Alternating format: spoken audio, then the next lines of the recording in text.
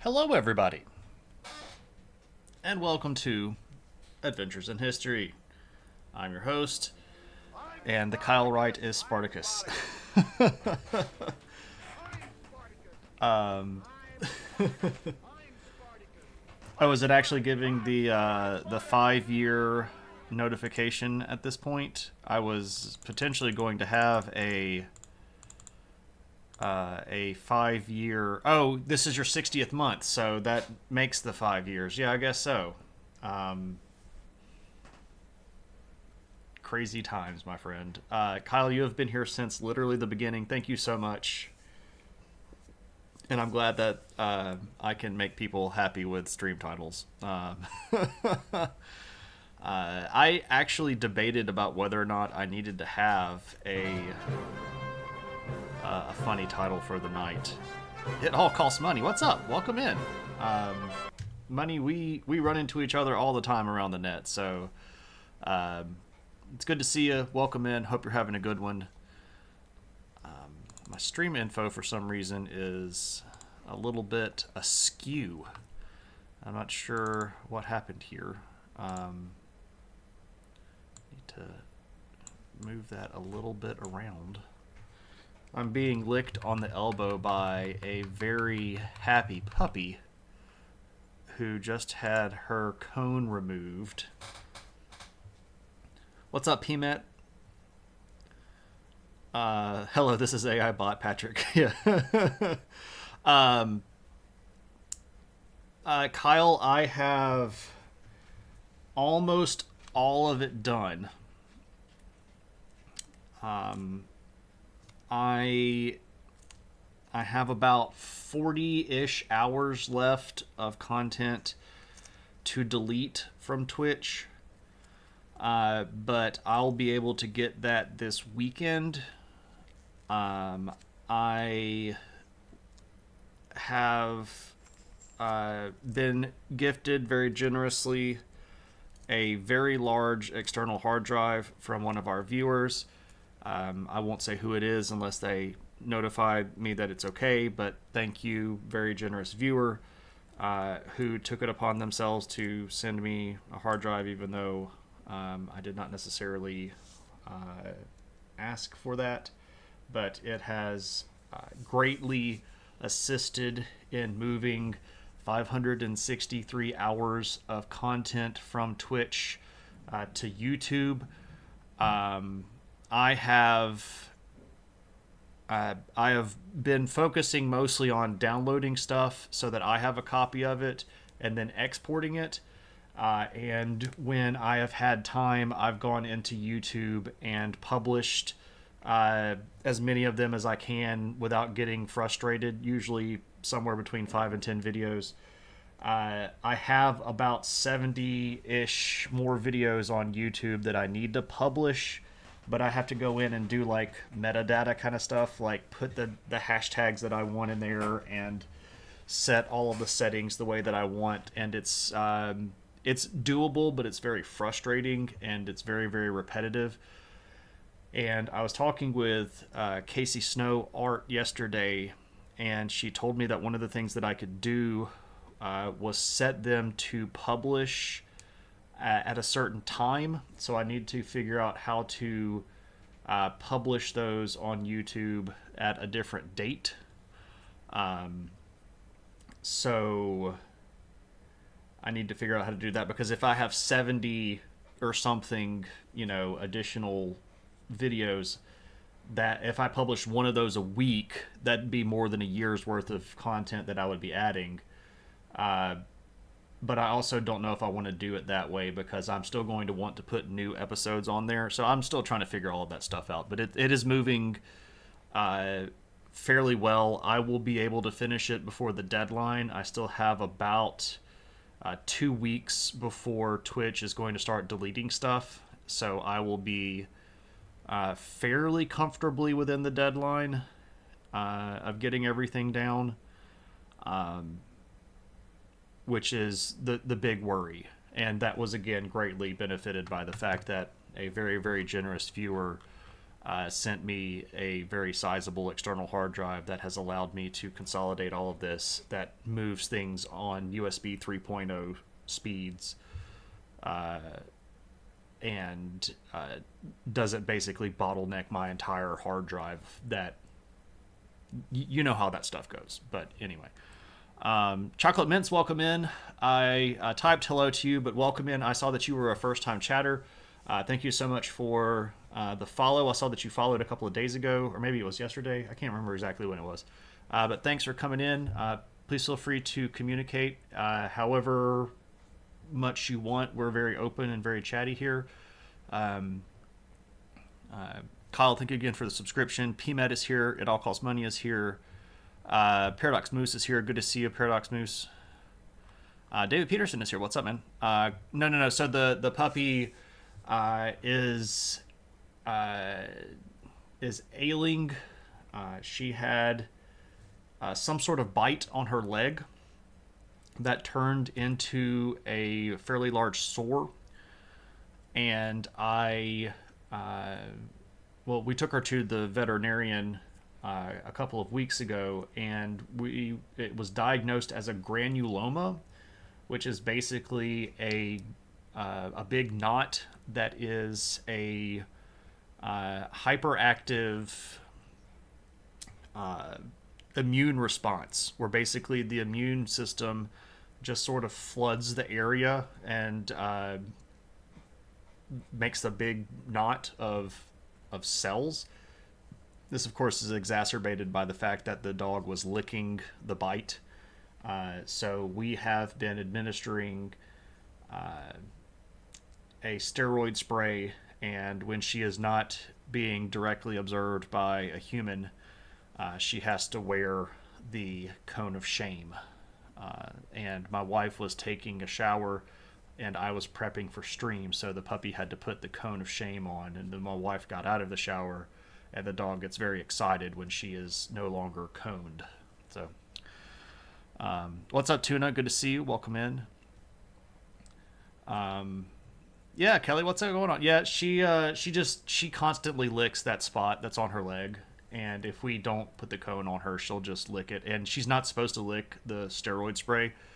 We have to spray the medication on there a couple of times a day, and it's not supposed to be taken orally. So we've got to spray it on there and then make sure that she doesn't lick it. But we can keep an eyeball on her if we're around. But if we're both doing something, she's got to wear the cone.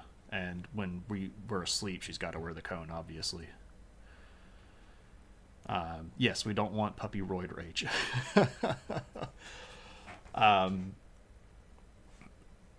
So it's actually been a little while since we've done a viewer request. Part of that is because of the just the craziness of this school year. And part of that is also because of this sudden but unavoidable issue with being able to store footage on Twitch. I have been very wary about making new content if I can't save it. And you can hopefully understand exactly why that would be the case. But you know, it gets tough to keep making new content with every time that I make a new content means that I have to also then go in and do additional work on top of that to clean more stuff off so that content has a place to live. But now that I've got that more save the content, save the world, yeah. More of the stuff has been moved, and I'm within striking distance of finishing that up, so I'm not really super duper worried about this. I'm still not taking it lightly. We'll just put it that way. And David, I considered briefly letting everything just go by the way, but I've got, like, at this point, I don't have everything over on YouTube yet, and I've already got more than 200 episodes, right? So that's a lot of backlog, and I reference my my videos a lot, and I will I'll reference those out to specific people. Like they'll ask me a question and they'll say like, "Hey, what do you know about so and so group?" And I'll say, "Oh, I've done a video on that. Let me send you the link to that video." So I actually use my VODs a lot in teaching or answering questions. So I thought about just letting it go, but then I was also like, nah, I probably want to keep it. Probably want to keep it. Hitler, he says that historically Tauntaun is part of Minehead. What's up? What's up, Ivan? How's it going, man? Good to see you. Everybody likes Heroes. I have never seen Heroes. I didn't watch it because I heard that the ending was rather poor, and I didn't want to get invested in a poor ending. Twitch is also confusing because they say it's only uploads, not save streams, but you only have a few. Yeah, and see, that's the thing, right? And David, you can actually go into Twitch if you want to talk about this. You can export that stuff to YouTube now from the dashboard of Twitch. You just have to link your YouTube account. So if you want some help walking through that, it's not that hard to do.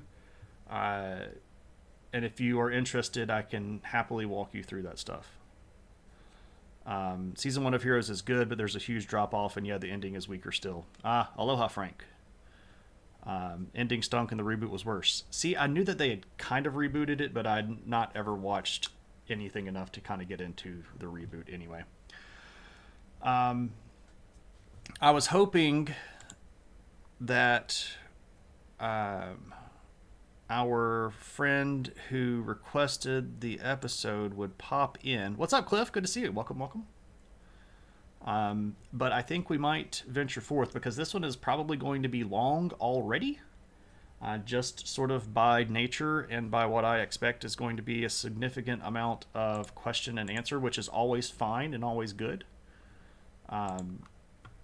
But let us kind of venture forth. So we can sort of address the, I guess, elephant in the room already, and that is obviously there is a lot of talk in the recent world going around about people being fascist, and this person in government is fascist, or these people that are running the government are fascist, or this person is a fascist, or that person is a fascist, or everybody's a fascist. And this has brought a lot of questions my way. I've had a lot of people that have asked me a lot of questions about what is this and what is that, and always fine, right? Always fine. I don't mind answering questions. I appreciate the fact that people trust me enough to ask me questions. That's all legit, totally cool. No worries about sending me anything or everything, right? But when certain things hit like a like a threshold, I'm starting to wonder, like, should I do an episode on this? And then a longtime viewer who had quite some time ago redeemed a viewer request stream, but couldn't ever figure out exactly quite what they wanted, messaged me and asked me if I could do this stream. So I said, yes, sure. And for whatever reason, I'm just going to let that be the backstory of what we did here. I don't necessarily want to dig into the private conversations that I have with other people. If you send me something and you want it to be private, we can totally have it private. I'm not going to just like drag everybody's business out in the world, right? Fa is a long, long way to run, well, see, that's schism. I guess we could still pronounce it schism if we're doing it in the German way, right? A break or a drastic break or a drastic change. So fascism is a long way to go for a fractured change. David, that is oddly not as inappropriate as you might think. I know that you're making a joke there, but that's there is some truth in that, in a very weird and somewhat appropriate way. So, with all of these, this person is a fascist, that person is a fascist, whoever is a fascist, everybody that I don't like is a fascist. If you are a right-wing person that I don't care for, you're a fascist. If you are a left-wing person I don't care for, you're a fascist. what is a fascist? Where does fascism come from? What do fascists actually believe? Well, that's what we're going to try to answer tonight. Now, if you are hoping for history of Mussolini or history of Hitler or history of Oswald Mosley or history of American fascism, that is not what we're going to do tonight. What we're going to do tonight is look at where fascism came from, the ideology out of which it developed, and then what fascism actually believes. If other people want to do follow-up episodes to this, I am completely open to it. But in order to be very thorough and make sure that I am very clear about all of these ideological shifts, which can be very delicate and very nuanced, I didn't want to try to cram too much stuff in one stream, and as it is, it's probably already going to be long. So, where do we start if we're talking about what is fascism? Well, we have to start in an area that a lot of people aren't going to like to talk about. We're going to have to start when we talk about socialism. Why is everything slightly to the side? I'm guessing this is because I updated OBS and it just decided to bork on me. Like every time I update OBS, it decides to bork on me a little bit. It didn't mess with the audio filters this time, so I thought everything was okay. And then I start typing and everything is off screen a little bit. So I'm betting that was where it got me. All tricky OBS with their updates. So we've got to talk about socialism. And we might need to actually discuss what socialism is a little bit.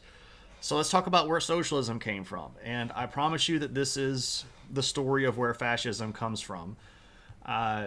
And we need to be very clear about how all of these ideas arrive, and then how all of these ideas grow, and how all of these ideas change, and then ultimately how these ideas are subsequently twisted and hijacked. But socialism, as we understand it, came from what's up, DCI Banks? Came from a period of time in the late 17 or mid 1700s and late 1700s when we had a very clear break between people groups. We had elites and we had common people. And these elites were nobles, and these elites were the royalty of a country, and these people obviously were the ones that were perpetuating things like feudalism, etc. We were traditional, very strong, very powerful, noble elite class. And then we had everybody else. So there wasn't really that much of a middle class. What middle class existed in the 1700s was what we might call a nascent middle class. But most of the people that were involving themselves in economic structures like mercantilism were still the rich people who had the money to invest, not people that were independently wealthy that had made money off of this stuff. You do find the occasional merchant that's going to be quite wealthy, or the occasional business owner that's going to be quite wealthy. That obviously is going to change during the Industrial Revolution, which picks up not too long after that. But in this period of time, we have a really big wealth gap. There's not really a middle class that's identifiable, and there's not really a lot of social mobility. And the ideas start coming from people that this rigid structure with no social mobility and a gigantic wealth gap is actually what is causing the ills of society, right? So there are problems in our society, and what we need to do is address them, and what we need to do is figure out how to fix these things, and we are going to start looking for other ideas that we can use to address these issues. And one of the big ones under socialism is it sounds very familiar. It does sound very familiar. And there's going to be a lot of stuff tonight that sounds very familiar. One of the ideas that begins to become popular is liberalism. Now, this is not the same as being modern liberal. Liberalism was an ideology that grew out of the 1700s and early 1800s, and it has some similarities with what we would call liberal policy today, but it is not a one-to-one comparison with modern liberal ideology. And this is where a lot of people start getting really, really confused. All right. So liberalism and socialism actually went together at that time. What does liberalism say? Well, it said basically that there is more liberty when the government is less involved in making decisions for people.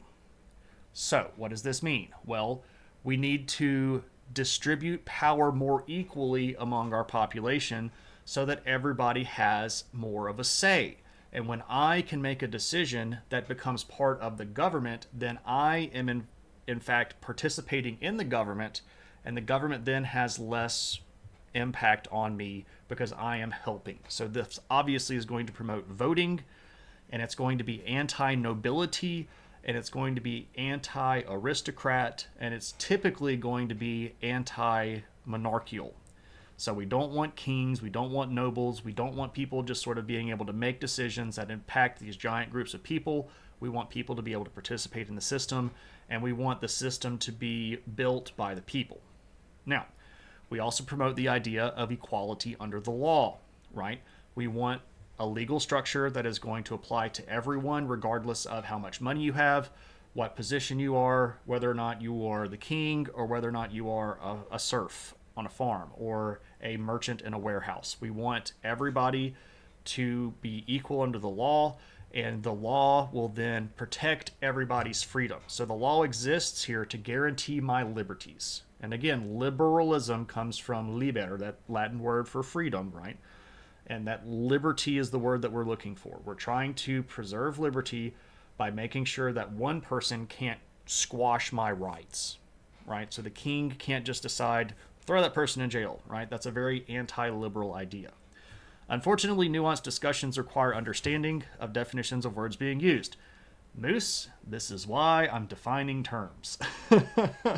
Literally why I'm defining terms right now. All right. Another thing that our early original liberals were opposed to was really invasive or very big taxes. Early liberals did not like taxes. They saw taxation as an intervention into the market. So early liberals wanted more freedom to buy and sell whatever they wanted without government taxation. This is obviously here going to be something that is a big departure from where we would call modern liberals today, who typically want more taxation for more social programs. But again, we're talking about original liberals at the time. They did not like this idea of really heavy taxation. They did not like the idea of the government intervening into the market. For example, they didn't like the fact that the kings and the nobles had monopolies on certain trade goods or certain trade routes. And they didn't like the idea that there were prohibitive amounts of taxation on certain amounts of goods or certain types of goods, right?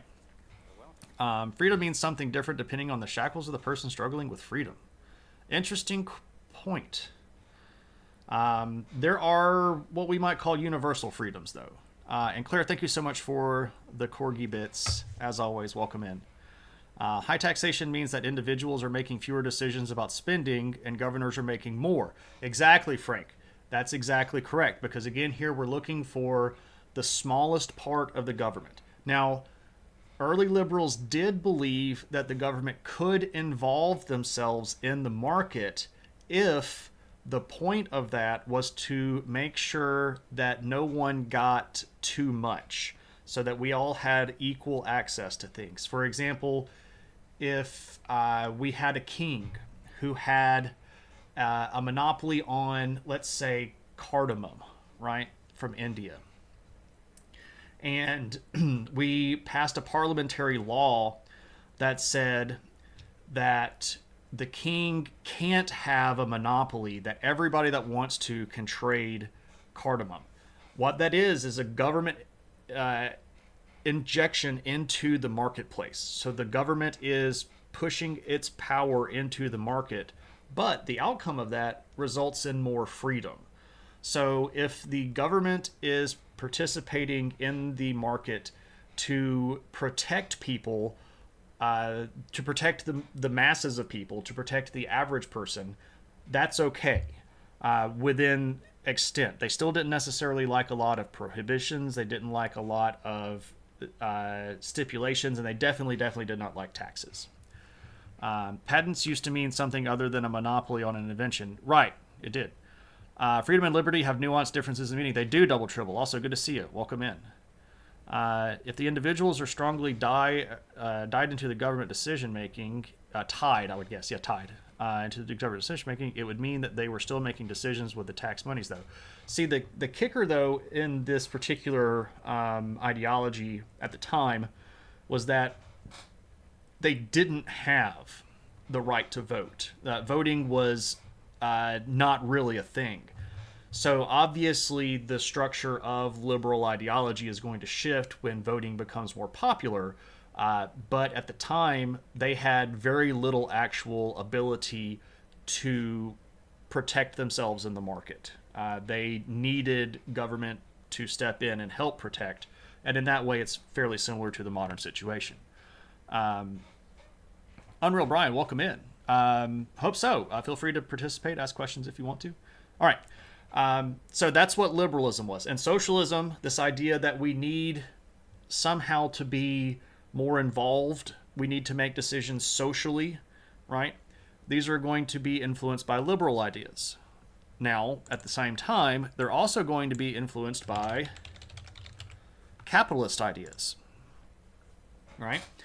Now, capitalism at the time was the promotion of the idea that everybody that wanted to should be able to produce goods and services and sell them into the markets. And at the time, a lot of capitalist ideology overlapped with liberal ideology. Capitalists didn't like taxes because it prevented them from gaining capital. They had to share that capital with the government. Capitalists also were very interested in preventing monopolies, because if a government has a monopoly on something, how can an individual person hope to compete with the government?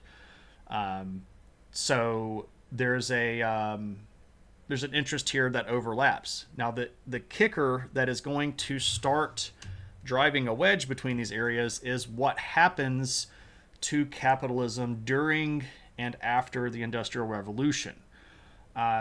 Capitalism ends up gaining more traction than socialism does, and capitalism is going to begin to exacerbate some of these issues, right? Most notably, capitalism is going to end up having access to more money, and that money is going to go towards building new capital investments and building new businesses and building new factories, et cetera, buying more stuff. And this is going to further exacerbate the wealth gap. Old money in the capitalist structure at the beginning is going to have a heads up, and it's still going to be very involved in making the new money. So a lot of the early capitalist ventures were still funded by the nobility that had all of this money to spend in the first place. And as capitalism became more popular, the working class is going to see actually worse outcomes. They're going to lose jobs on farms and be forced to move to factories in cities. We all know what happens in the Industrial Revolution. The working conditions are very bad. But what this is going to do is it's going to spur social issues, right? As capitalism becomes more popular, it's going to raise socialist issues sort of organically, right? The puppy is doing better. Still wearing the cone, but the puppy is doing better. Moving around a lot more. All right, so we're going to start putting socialism, or we're going to try to start putting socialism in action. So how are we going to do that? All right, so here's what we're going to do.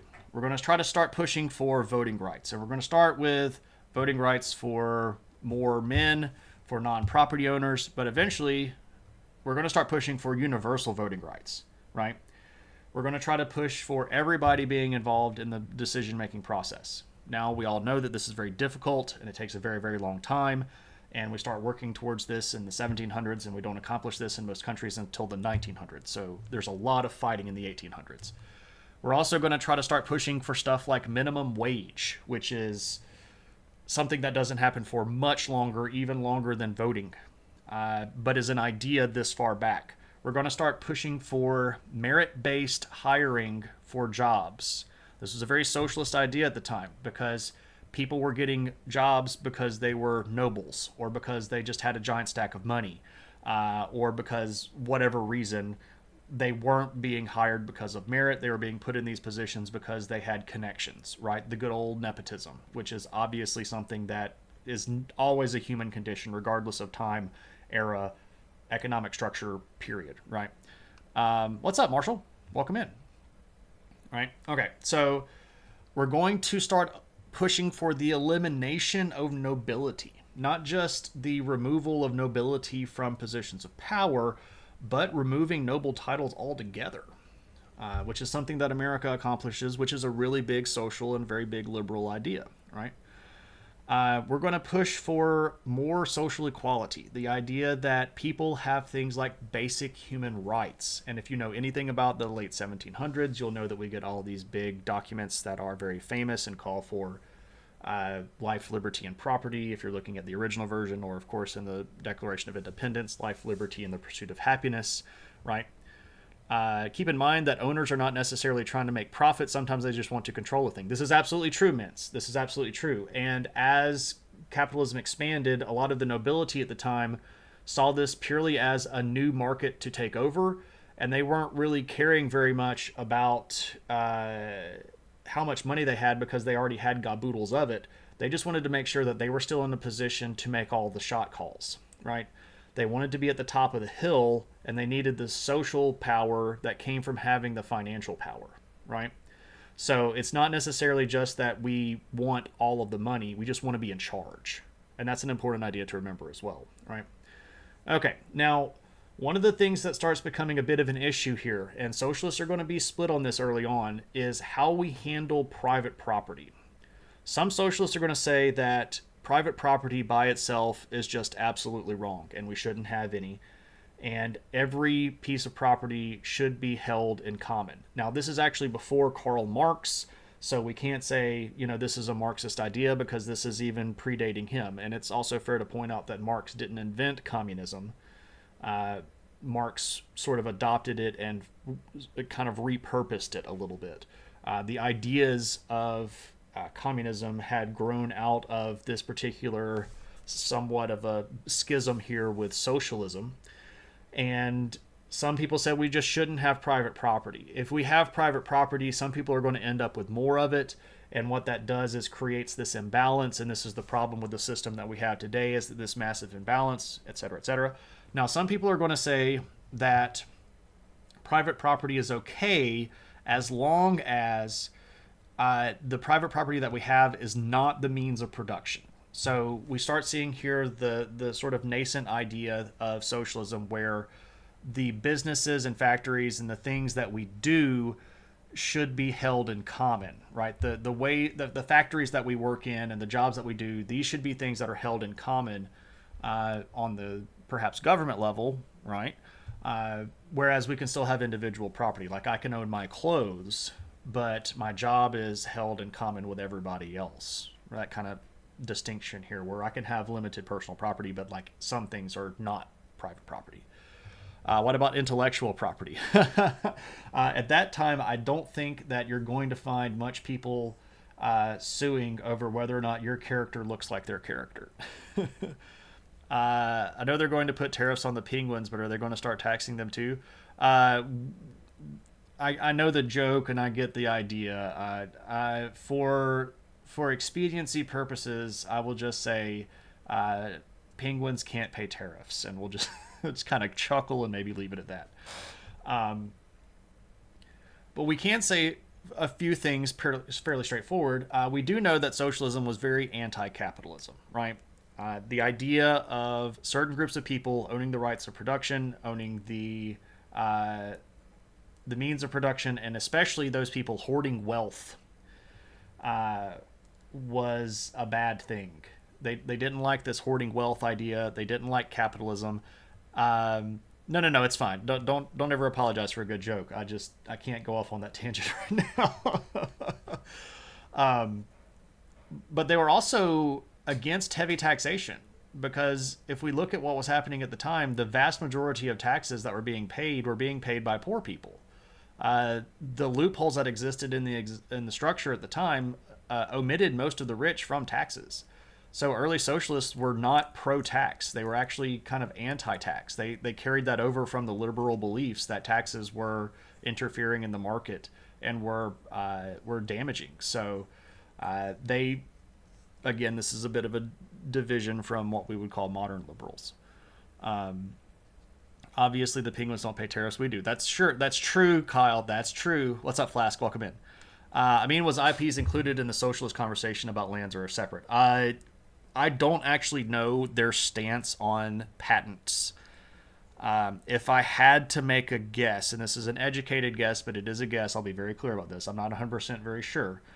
I would say that they're probably against the idea that a person could hold a patent on an idea that was going to make them a whole bunch of money individually, especially if that idea was going to be something that was used in the means of production. So, like, if you're talking about like the early steam engine or something like that, I'm pretty sure that an original socialist would say that's something that we should be able to use for the common good, and you can't say I can't make one of those. So I think that's the case, but I'm not 100% certain, if that makes any sense. It does sound very familiar. All right. Here's something that might or might not sound very familiar. We'll see. A lot of socialists at the time were anti-Semitic. It was very common for especially public-facing socialists to be anti-Semitic. Anti-Semitism was a cultural phenomenon. It wasn't necessarily constrained to one part of the political or economic world or the other. So we're still in the late 1700s. We are moving into the early 1800s. What's up, Casey? Good to see you. We are talking about socialism at the moment, on our way towards getting to fascism.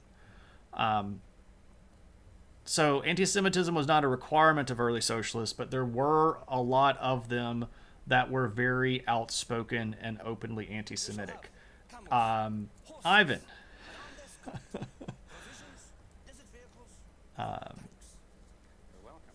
Ivan, thank you so much for the bits, my friend. That's very, very generous. You have been exceedingly generous of late.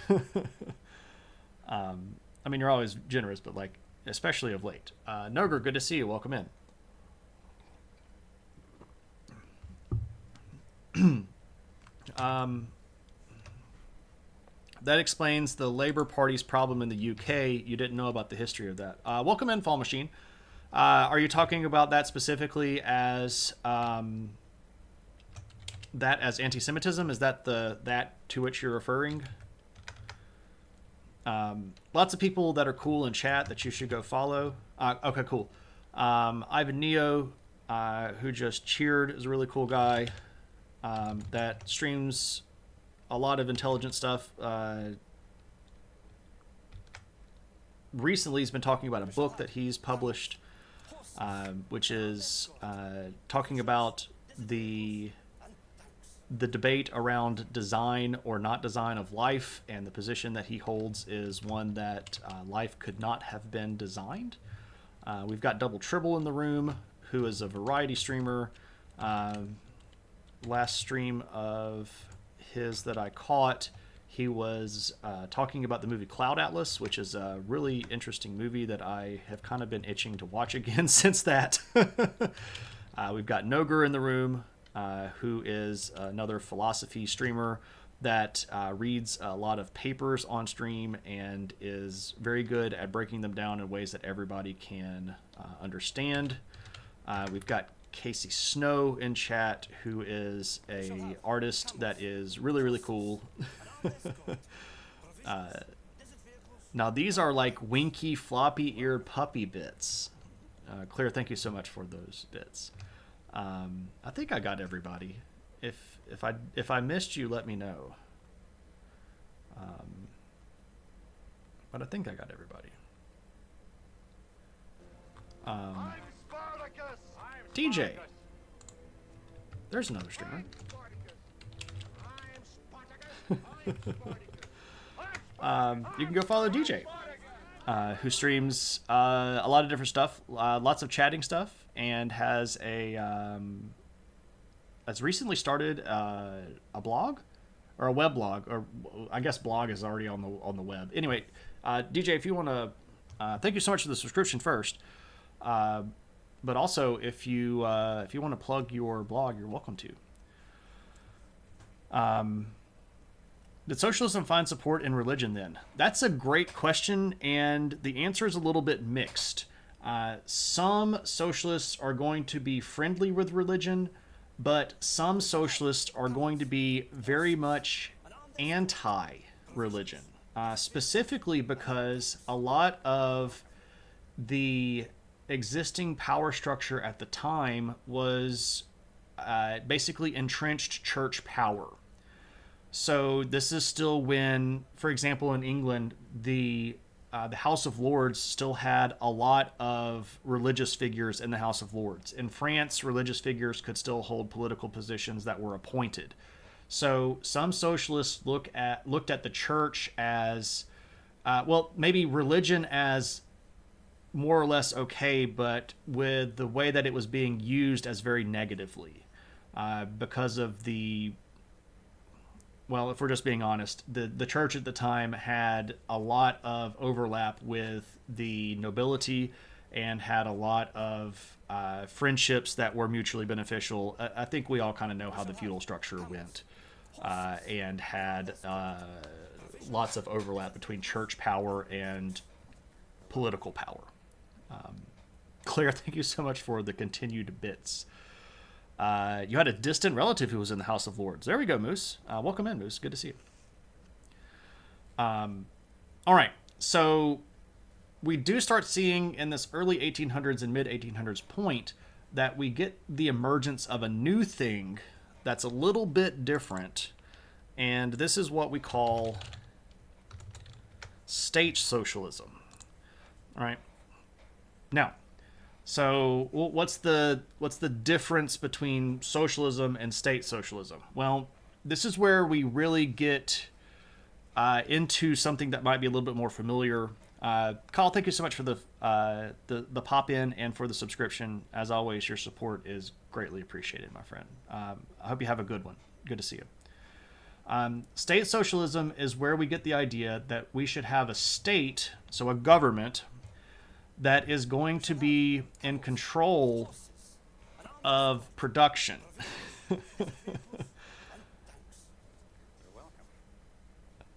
Okay, now we're just playing the hype train game. Just to let everybody know, I do absolutely appreciate donations and support and all of that stuff. But you should absolutely not feel compelled by the flashing lights and confetti that is beside me right here in the screen. Or I guess if you're watching on mobiles, you're going to see it down there, right? One should not feel compelled, right? I appreciate it, but you don't have to. How many subs until I blush? You know, the DCI Banks, you've done that before and you've got it there, so you probably know the answer. I'm going to continue talking. Here we go. Now we're just playing the game.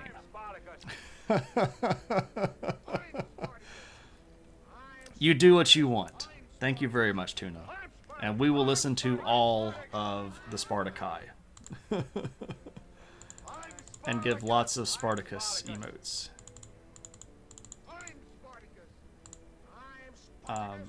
Spartacus emote, by the way, illustrated and designed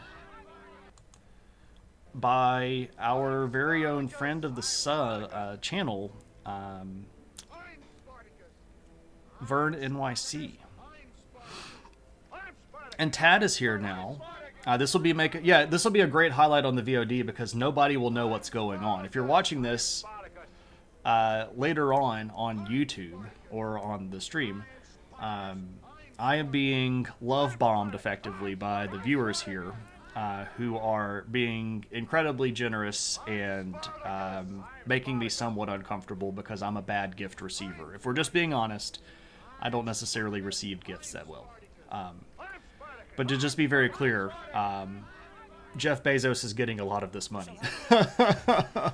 I will remind everybody that if you are interested in if you're interested in supporting the channel without giving Jeff Bezos money, we do have a Patreon here. And if you are super interested in just being super duper generous, you can also send me a book. But Tuna, thank you so much for all of the gift subs. Tad, thank you so much for all of the gift subs. You all are both just great people. And congratulations to everybody who now has a gift sub in the chain. Yeah, I told you this yesterday, though, Casey. I am not necessarily the world's best gift receiver.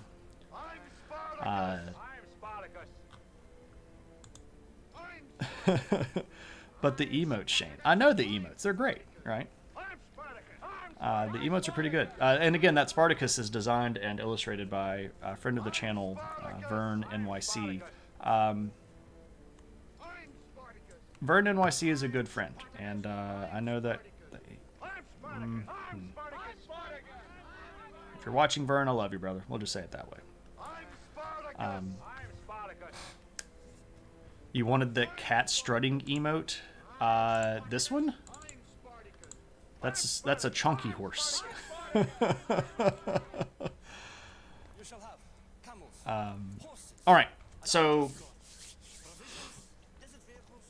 let us pick back up. So we have state socialism, and the idea here. Oh, the one from the hype train. I got you. If we have a state, and we have a state that is in control of our social policy, what this means is the state can exist as a way to make sure that fairness exists. And if we all have these liberal policies in mind, what we can have then is a state that practices liberalism as we like it and practices socialism as we like it, and make sure that the perceived negatives of aristocracy, nobility, capitalism, etc. are kept at a minimum. Now, this is also going to begin to start a rift inside of the socialist camp, because now there are some socialists who don't think there should be a state.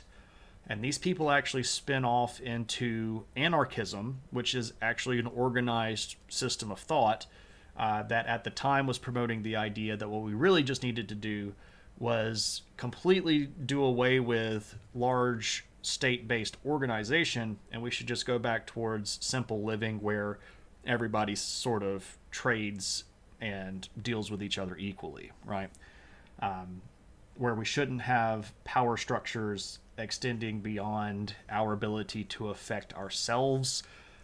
Modern libertarianism has a lot of these ideas in some versions of the libertarians. Modern libertarianism is a very wide range of ideology that does not necessarily agree with itself at many places. But anyway, the emergence of state socialism is an attempt at solving the problems. And let me tell you why here. The idea was, right? The idea was it was so clear that the average person was not going to be able to stand up to the capitalist that the only thing bigger than the capitalist was the state, right? And this idea is really, really fundamental and really, really important one, right? So the idea here is that we have to have something bigger than the capitalist to make the capitalist fall in line and to keep the capitalist from abusing everybody else. So this is why we have state socialism, where the state is the ultimate authority, and then the state enforces fairness. And for this to happen, we need these things. Like, we need universal suffrage, we need minimum wage, we need merit-based hiring, et cetera, et cetera, et cetera, et cetera, et cetera, et cetera, et cetera, right? So this is where we need this kind of stuff, right?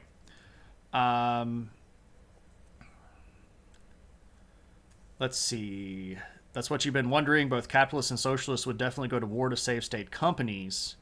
So what's the difference? The difference that here is that a capitalist would be fighting under the banner of preserving their ability to produce more capital, whereas a socialist would go to protect the means of production for its population.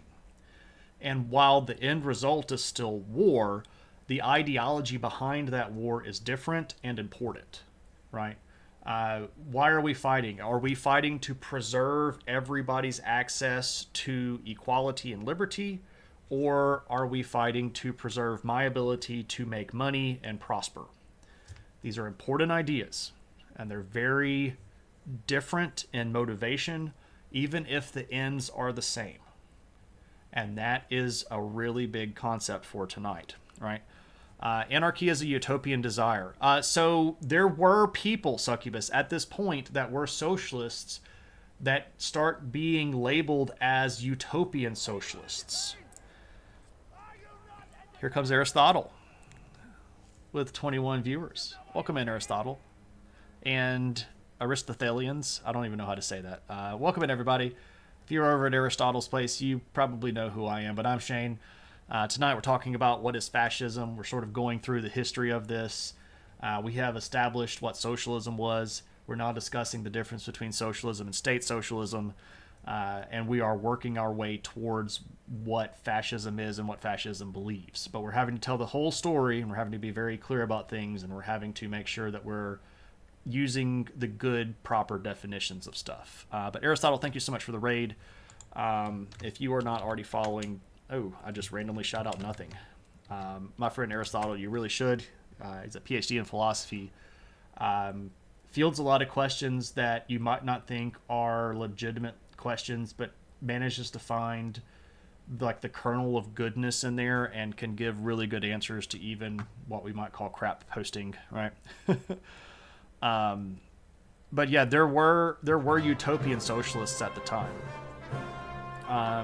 People like the French writer Henri Saint-Simon, Fourier, I think Owens is probably, I don't know, maybe. But there were in this late 1700s, early 1800s era, there were people that were either rightly referred to as utopian socialists or sometimes slandered even as utopian socialists.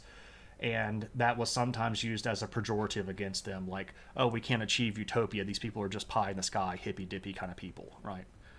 I'm trying to catch up with chat, so if you've come in since the raid, I haven't actually seen anything in chat. Unreal Brian asks, it might take us further afield to comment on the libertarian to fascism pipeline that seems to be currently present. A lot of that has to do with the idea... Well, it has a lot to do with whether or not modern people are actually fascists, and that's part of the reason we're trying to have this discussion, because a lot of people that are being labeled as fascists today aren't actually fascists. That's sort of the spoiler for the lesson. A lot of the stuff that's happening right now isn't fascism. It's hyper-nationalism or demagoguery or populism or authoritarianism, and it's not actually fascism. But Unreal Brian, if you've got specific examples of like specific occurrences, you're welcome to let me know. This is why I will be surprised if libertarians will ever gain forward momentum. Yeah, they do. They don't have any sort of internal justification. They have too many people that believe too many different things And because the basis of libertarian is an interpretation of we should just be free to believe whatever, it allows for that disunity by nature. Uh, so, is that what countries started to be seeing as nations rather than realms? We're getting towards nationalism, succubus. That's a little bit more. Well, I mean, we're right around that time. We are definitely right around that time. But the word nation as opposed to state is one that is about to get dramatically challenged, and we'll actually talk about that here in just a second. Paul Enzig talks about the economics of fascism is different than socialism. It is, but we're getting there. We're getting there. What's up, Rexler? Good to see you, man. I said man. I don't think Rexler's a man. I know Rexler's not a man. Hey, Rexler, good to see you. I say man reflexively. I apologize for that. You didn't get the cat strut one? Alas. Yeah, I know who you are, so I'm going to go ahead and just get rid of that.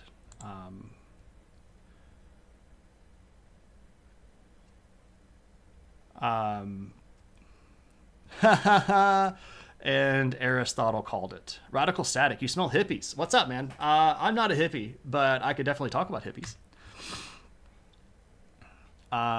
We are currently in the early 1800s, Rexler. So we need better words for what's happening now that sounds more heinous. Well, see, part of the issue, Moose, and again, this is kind of spoiling the soup. Part of the issue right now is one of the worst things we think we can call somebody is a fascist, and some of the stuff that's happening right now is the worst stuff we've ever seen. So we go for the worst potential thing we can call this person, and we just call them a fascist, regardless of whether or not what they're doing is fascist or whether or not we understand what fascism is. We're just trying to call them something as horribly pejorative as possible, and sound like we kind of have an idea of why, but that's not actually using the word the right way. And we'll get there. Marx talks about materialistic scientific socialism, more practical ways. He does, Socknell. And we've talked about how Marx starts to deviate a little bit from mainline socialism, and we'll get to a little bit more of that in just a second. He didn't even mention Brazil yet. That's fair. Counting down the seconds to it. You don't have a specific example other than a personal friend you're thinking of, but it seems like we've been seeing those who were like Rothbard and anarcho-capitalists. Oh, yeah. See, so that brand of libertarianism, the anarcho-capitalist is much more interested in preserving their particular viewpoint, and that brand of anarcho-capitalist is perfectly willing to deny other people liberties to preserve their own. And I think that's the back door that you're looking for, that allows them to move from libertarian, where my rights get protected, to a very strong authoritarian rule where I get to make sure that you can't impinge on my rights by impinging on your rights. And that is actually the same sort of mechanism that's going to happen a little bit later on between socialism and fascism. So it's really interesting that you brought that up. What's up, Silver? Good to see you, man. Welcome in. If we can divide up the monstrous behaviors more correctly, we can be more correctly to respond. Exactly, Frank. Exactly. You're calling them fascists because I'm apparently confused about what the word means. That's fair, Ivan. And it's perfectly okay. Like, if you, this stuff is incredibly difficult. It's not like I could just like off the cuff this stuff. Well, I mean, I guess I could, but it's not like the average person sits down and reads all of the literature that all of these people wrote to know where the ideological shifts happen and to see all of the policies that they put in place. It's really difficult to do this stuff. It's not like I do this for a living. I dig through these things and I read all of this stuff because it's my job. The average person doesn't have the luxury of reading 5,000 pages of academic jargon to be able to tell what this guy thinks versus what that guy thinks. And there's nothing inherently wrong with that. And if you call somebody a fascist because you're trying to say the worst thing that you can think of that applies to them, I get the impetus behind that, but I hope that I can give people better words for that. But this is not a judgment on anybody, right? I'm not sitting on the academic high horse going, you bunch of unintellectual people. No, not at all. The whole reason I'm doing this is to try to help people get it, because I don't like the idea of intellectual gatekeeping, and I don't like the idea that information and good data is kept behind paywalls on sites that people can't go over to learn what they want to learn. So I'm trying to do my part in getting the word out there. That's my motivation behind this stuff. It's not to make anybody feel bad for not knowing what a fascist is. Fascism is the corporatist state, which is different than a corporate control. It's more nationalized syndications of the economy. That's part of it for sure, Sock now, but there's an ideology behind it that's important as well. You did an MA in education, but basically in political and legal philosophy, and you still haven't read a lot of this. Yeah, exactly. We have not actually gotten to that yet, Kelly. That's what we're going to get to basically at the very end. Papa Duchins, thank you so much for the follow and welcome into the chat. The thinking cap is definitely on at the moment, right? Impetus is the most professor-coded word. I think there is an in-between reason, not just saying the worst things, but using a word that feels like it applies because so many people use it in blurry ways. That's another part of it too, Frank. That's a good clarification, and I completely endorse that correction there. Lopta, welcome in. All right, so let's move forward a little bit in time, and we will see what happens along the way. We have a new period in the middle and late 1800s, and this is referred to as the Gilded Age. And you may have heard of this obliquely in some textbook or something like this. But the Gilded Age is a period of time where a lot of people get really, really rich, and the majority of the people stay really, really poor. Right? You're living through a Gilded Age right now. There's a substantial argument to be made about that. We could absolutely make that argument. That may or may not be directly pertinent to the discussion here, but I agree there are a lot of similarities between now and then. There's definitely a lot more growth at the top than there is in the middle or the bottom, and the middle and the bottom is definitely becoming more akin, while the top is becoming different than the middle or the bottom, if that makes any sense. You think it's an epithet to the effect that it looks better than it is? Yes, so gilded here, recalling the idea that it's covered with gold, but it isn't gold on the inside. And that idea is where the metaphor comes from. So this is a metaphoric name for this period of time, right? So the concept here is things look good.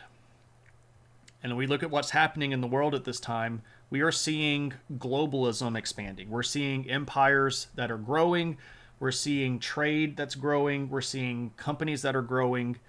But here's the kicker. Most of the change that's happening is happening for the elites, for old money people, for capitalists. They're the ones that are getting access to electricity. They're the ones that are going to be able to travel to foreign countries. They're the ones that are going to be able to access the markets for luxury goods that come from around the world. The average person's life during the Gilded Age doesn't really change that much. In fact, in some ways, it gets worse, right? If we're going to at least have a second Gilded Age, can we bring back Art Deco? Maybe. That'd be great, right?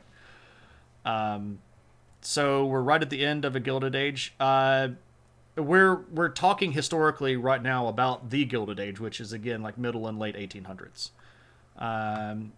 Even billionaires were large supporters of privatizations, and fascists did harm to capitalists to what private investments wanted to do because there was a large support. Sure. Little bit ahead of where we are, but absolutely correct, Stocknell.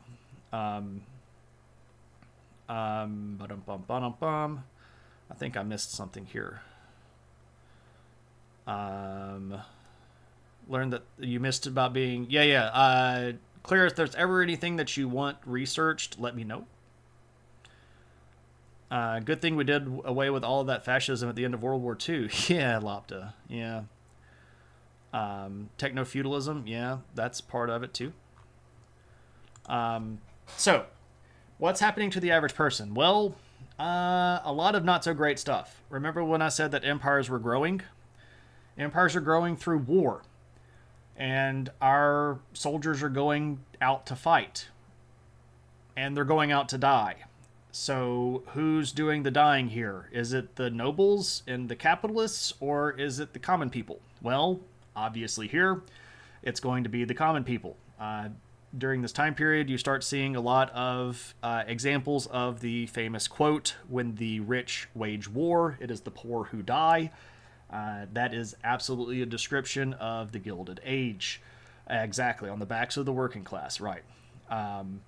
We are also seeing a lot of ethnocentrism. So this is a term that you might not know about, but it is growing during this period of time.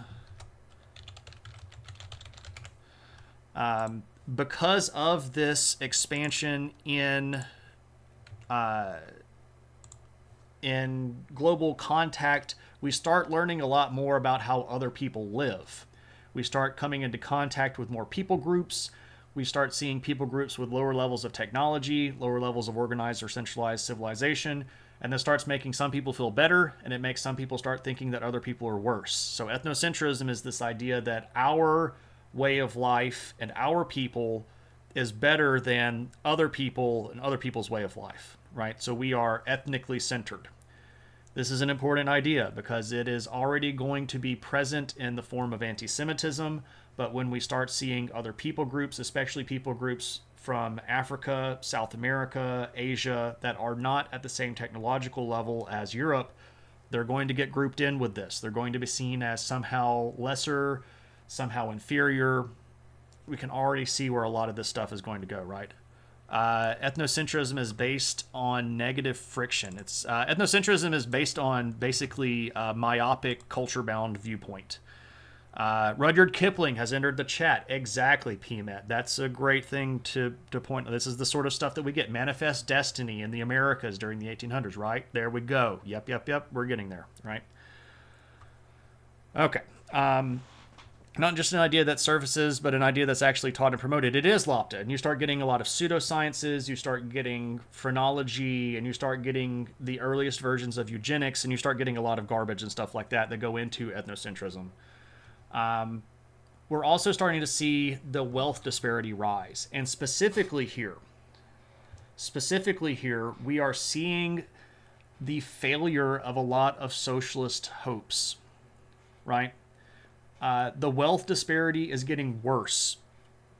Voting rights are somewhat expanded, but the corruption is powerful. And the corrupt people have enough money and influence to make their policies work regardless of the vote. So even if we do have votes, it doesn't really matter because the rich people end up in power anyway, right? We have socialists and communists going on strike, but those strikes ultimately not having a very big impact. We see living conditions for a lot of people drop because they are being pushed further into cities, and now if they can't afford to live in the cities, they're being pushed to colonies, which are around the world, where they are treated in many cases equal to the local people who are basically not treated like people at all. So you see some people that are from European mindsets being treated very, very poorly because of this wealth disparity thing here. You see, I mean, this is when we start sending people to Australia, right, for prison colonies, right? This is this kind of stuff that generates these ideas, right? So a lot of people in this period of time. I could totally talk about Herbert Spencer. He plays into this a lot. Human debris, right? They get sent to Mars and forced to work in minds and have surgeries done on them. This is a reference to a Gundam series called Iron-Blooded Orphans, which actually has uh, a lot of really advanced super capitalism, end stage capitalism involved, where people are basically treated like garbage. Is this more apparent because of attained liberties? Well, sort of. Some people have had benefit, right? We are starting to see a clearly defined middle class, but the middle class is closer to the nobility than they are the average working poor person. So if we're looking at the pie chart, right, we have upper class, which is a fairly narrow span. We have middle class, which is another fairly narrow span. And then we have the rest of the circle that is the working poor. So we're not talking about a middle class that's 40%, 50% of the population. We're talking about a middle class that might be 20% of the population. And they have it much, much better than the people that are below them. These are the capitalists that have managed to set up businesses of their own. These are the people that have merchant companies, that have railroads, et cetera, et cetera. So we're seeing wealth being generated, but it is not equally dispersing. And the rich are typically getting much richer, whereas the poor are staying where they are or getting worse off. And a lot of people during this time period get really disillusioned with socialism. They feel like socialism has failed them. They feel like socialism has hit a dead end, or maybe it has hit some sort of immovable object in capitalism. And a lot of people start getting really, really upset, if we're just being honest. And by the time we get to the very late 1800s and even the early 1900s, we start seeing some shifts in ideology. And this is what's going to be really influential, and this is what's going to bring us from socialism to fascism, right? So, we have anti-capitalist beliefs. And our justification for anti-capitalist beliefs is that we want everybody to be able to work towards the means of production. But some people start substituting a reasoning here, and pay very close attention because this is very, very important. Some people start saying we should hate capitalists not because necessarily they are hoarding wealth and doing all of that stuff. The justification should not be that we should be anti-capitalist because we want everybody to hold this in common. But we start saying that the reason we should not like capitalists is because capitalists put themselves over the benefit of the state. And this is such an important shift and such an important nuance. It's so minor, but it's so vital. We're still hating capitalists, but we're not necessarily hating them because they are upper class or because they're treating us badly. It's because they are now saying they and their benefit is more important than the state. And remember, we already have state socialism. And a lot of state socialists are like, wait a second here. Okay, we got this idea that the state should be in charge of things, but they're saying they're better than the state. This is important.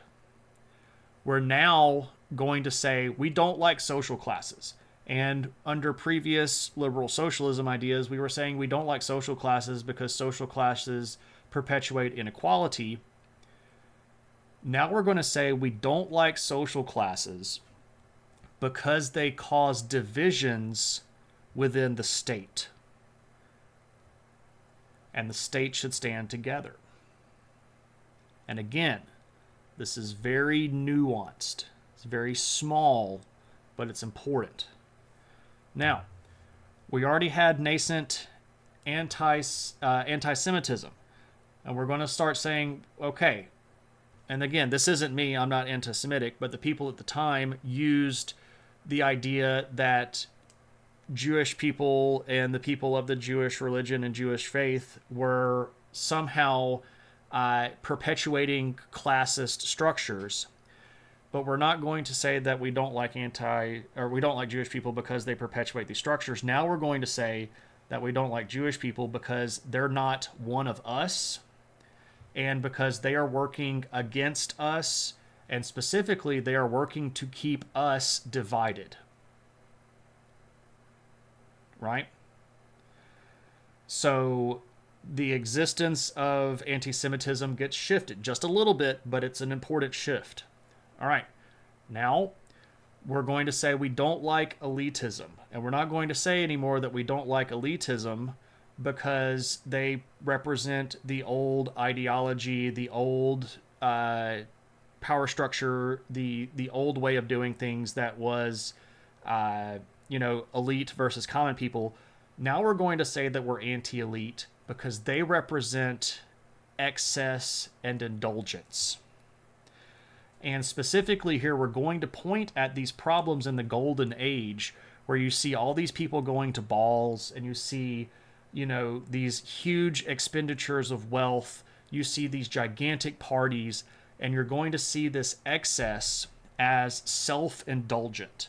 And this indulgence is going to put the self, the individual, over the state. And you should not be wasting that money and hoarding that money and having all of this power to make yourself look good. You should be using that for the state. And finally, and one of the most important ideas that shifts during this time period, is that state socialism should no longer be to make sure that the state works to ensure fairness. It's to make sure that the state is made up of us. Not anybody else, but us. Here we're using us like our group, our tribe, our people. And this is absolutely where we start getting the concept of states and nations brought to the table. We'll talk about this a little bit more in just a second here. But all of these ideas start hitting in this late 1800s period and early 1900s period, right? And it's driven by what they saw as the failures of existing social ideas. They were socialist, and then they saw socialism failing, so they had to come up with a new reasoning behind their motives. But that new reasoning is the key to the difference. But there's one more big thing that hits that's going to make all of this go at about 1,000,000 miles an hour. And that is World War I. It is us versus them. Absolutely. It's us versus them. And us are the people like us that think the way that we do, that have our shared culture, that have our shared ideology, that have our shared history. Those are us. Everybody else is not us. Right? Nitsua 12 is talking to Lopta. Do you mean Keynesian and Austrian capitalism? I guess if everybody is talking on each other, that's fine. But yeah, I'm starting to feel the same way, Frank. We'll see how that goes. But anyway, okay, so what happens with World War I? Well, World War I provides to us as developing ideologies, and I shouldn't say it that way because that makes me sound like a fascist. I'm not a fascist. I think it's stupid. But it gives to these angry, disavowed, and disassociated socialists the final key. And that final key is nationalism. All right, so what happens in World War I? In World War I, we have a whole bunch of people that get involved in a war over nationalism. If we're being really, really honest, and a lot of stuff gets boiled down to its most basic motivations, it's nationalism. The Serbs wanted to be independent of the Austro-Hungarians. The Austro-Hungarians refused to allow Serbian independence, so the Serbs killed Archduke Franz Ferdinand. The Austro-Hungarians, who were determined at asserting their national identity over everybody else's, went to Germany to say, hey, can we go back this up? Germany had already decided under Kaiser Wilhelm I that they were very interested in promoting the German nationality into a gigantic empire around the world. So they saw a whole bunch of dominoes falling and said, sure, go ahead. And this is really what happens in World War I, right? Lots of revolutions in the World War I period worth mentioning. Absolutely radical. We'll get there in just a second. You had Mussolini, who was a socialist and in the turned fascist through a sense of nationalism. That was after World War I. Well, see, Mussolini is actually doing a lot of this stuff at the beginning of the war, because the Italian socialist parties were actually split on whether or not to support the Italian participation in World War I and the treaty networks that existed prior to World War I. And Mussolini saw a lot of people taking what he saw as the easy way out by saying Italy should be neutral or should be anti-war and shouldn't get involved, when he was really upset and wanted to do something. He always pictured himself as a man of action. He wanted to go do something. And that put him on the side of Italy should fight, but that drove a wedge between him and a lot of the other socialists in Italy, which pushed him out, even though he was a central figure in the socialist parties and one of the biggest and most important newspaper and journalist people in the Italian fascist world. Italian socialist world. It pushed him to the edge of the Socialist Party, and he was already pushed to the edge, so he figured, why don't I just go ahead and do my own thing? And I mean, I can obviously talk about a lot of this stuff, and we're not necessarily doing the history of Mussolini, but like, he obviously is going to play into this, and I'm going to quote from a lot of his stuff here in just a second. Lopta writes down, fascism equals stupid. Yeah, pretty much. Nationalism was born from necessity, but bred in the wrong direction. Well, Succubus, that's definitely something that happens here, right? We see nationalism take stage, and World War I did dramatic things to the world, right? The impact of World War I cannot really be understood by us. We can look back at it, and we can understand that there was a lot of stuff that happened, but if we're just being for real, we've had World War II since then, and World War II was bigger by, a factor of 10 than World War I. So we can just go, oh yeah, World War I, it was big and it was a bad thing, but it wasn't as bad as World War II. World War I was the worst thing that had ever happened to humanity that was in, written history at that point, right? The idea of us killing 10 million people in a war, and that's just battlefield loss. We're not talking about the millions of other people that died from starvation, that died from sickness, or that died after the war from suicide or bad surgeries. We're talking here tens of millions of people that were directly negatively affected by this war. Economies completely trashed. Countries literally ceasing to exist. No one saw this coming, and no one understood how big and how bad it was going to be until after it hit. But World War I is going to drive a lot of this disaffected socialist ideology, right? With all of these deaths, we have veterans going home from World War I to find that they don't have jobs. They were already poor. They signed up to fight because the government was pushing every able-bodied man into the war. They were running these gigantic propaganda campaigns. They were promoting national identity. They were pushing all of these people to the point that you would get jumped in certain countries if you weren't signing up for the war. There was massive social outpush for you to go join up and to do your part. And we pushed this idea of, you are not as important as the nation. The nation is the most important thing. We need to go protect our way of life. We need to go protect our world, our viewpoint, our culture, our ideology, our language. You're starting to see how this kicks in, right?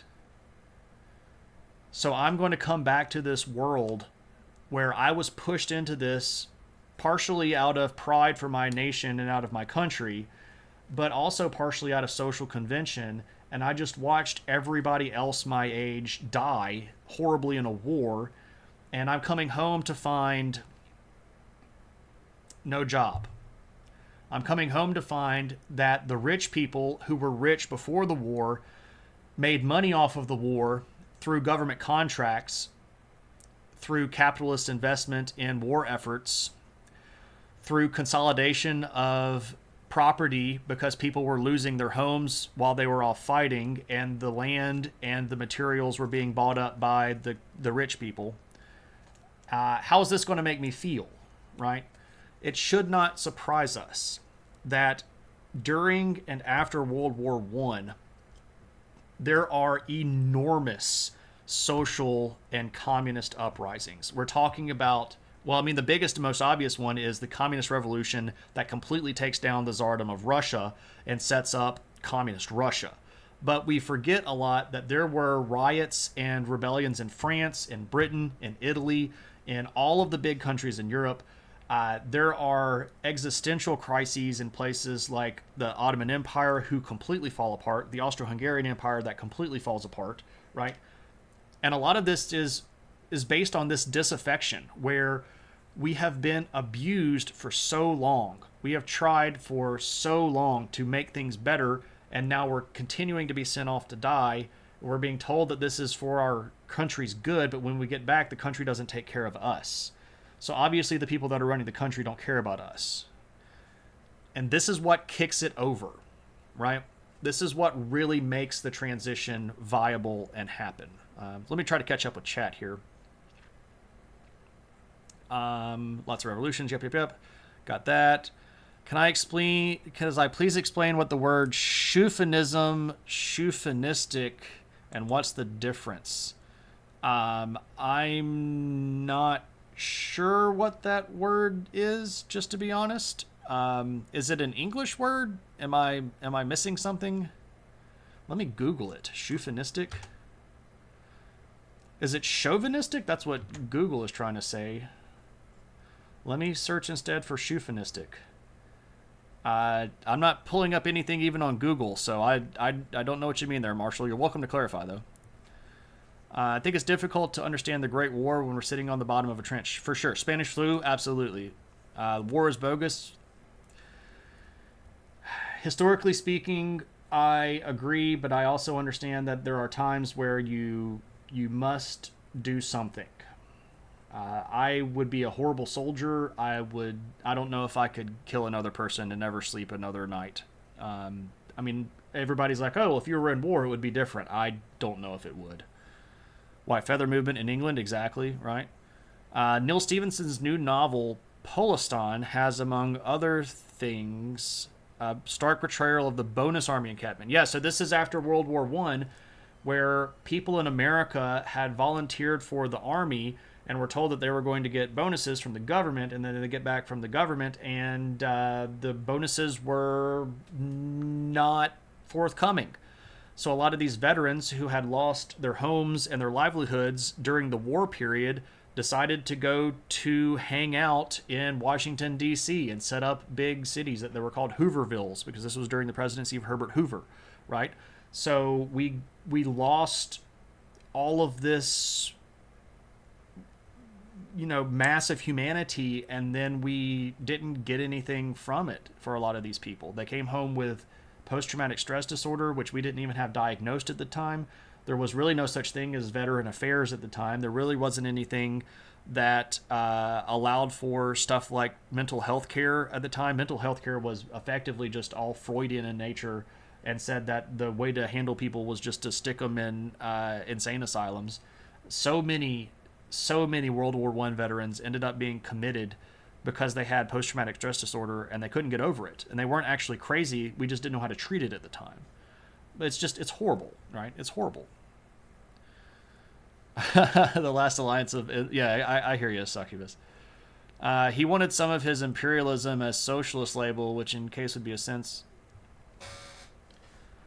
Which it would be a sense that we must be peaceful to all nations, because all nations have workers and families to protect, and that we should not get involved, but we should support a plan to invest in local economies, increase our diplomatic relationships. Again, after unfortunate cases between us, but Mussolini was like, we need to secure ourselves by giving other nations what they get.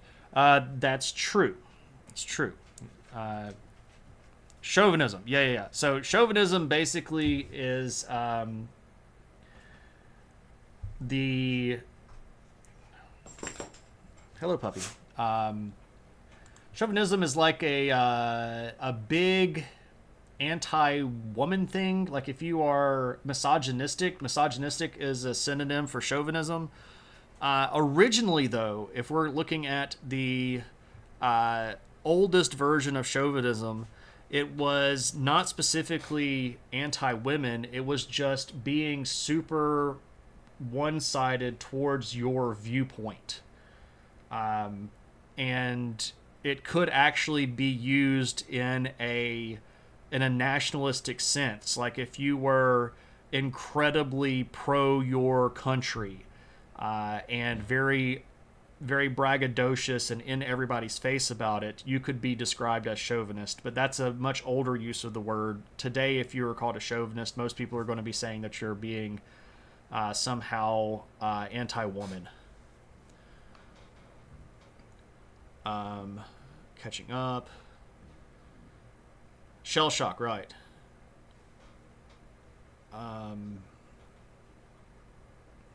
We're not even talking about World War II. We won't talk about World War II in class.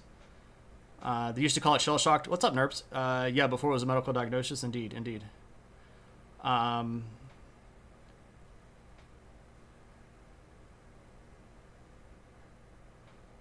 oh, did I miss a question? Um, what was the white feather movement? Yeah, yeah. Basically, it was calling you a chicken.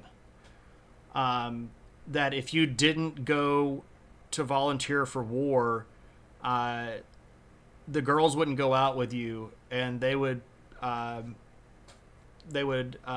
stick feathers on you like you were a chicken. Yep, the puppy is here right behind me.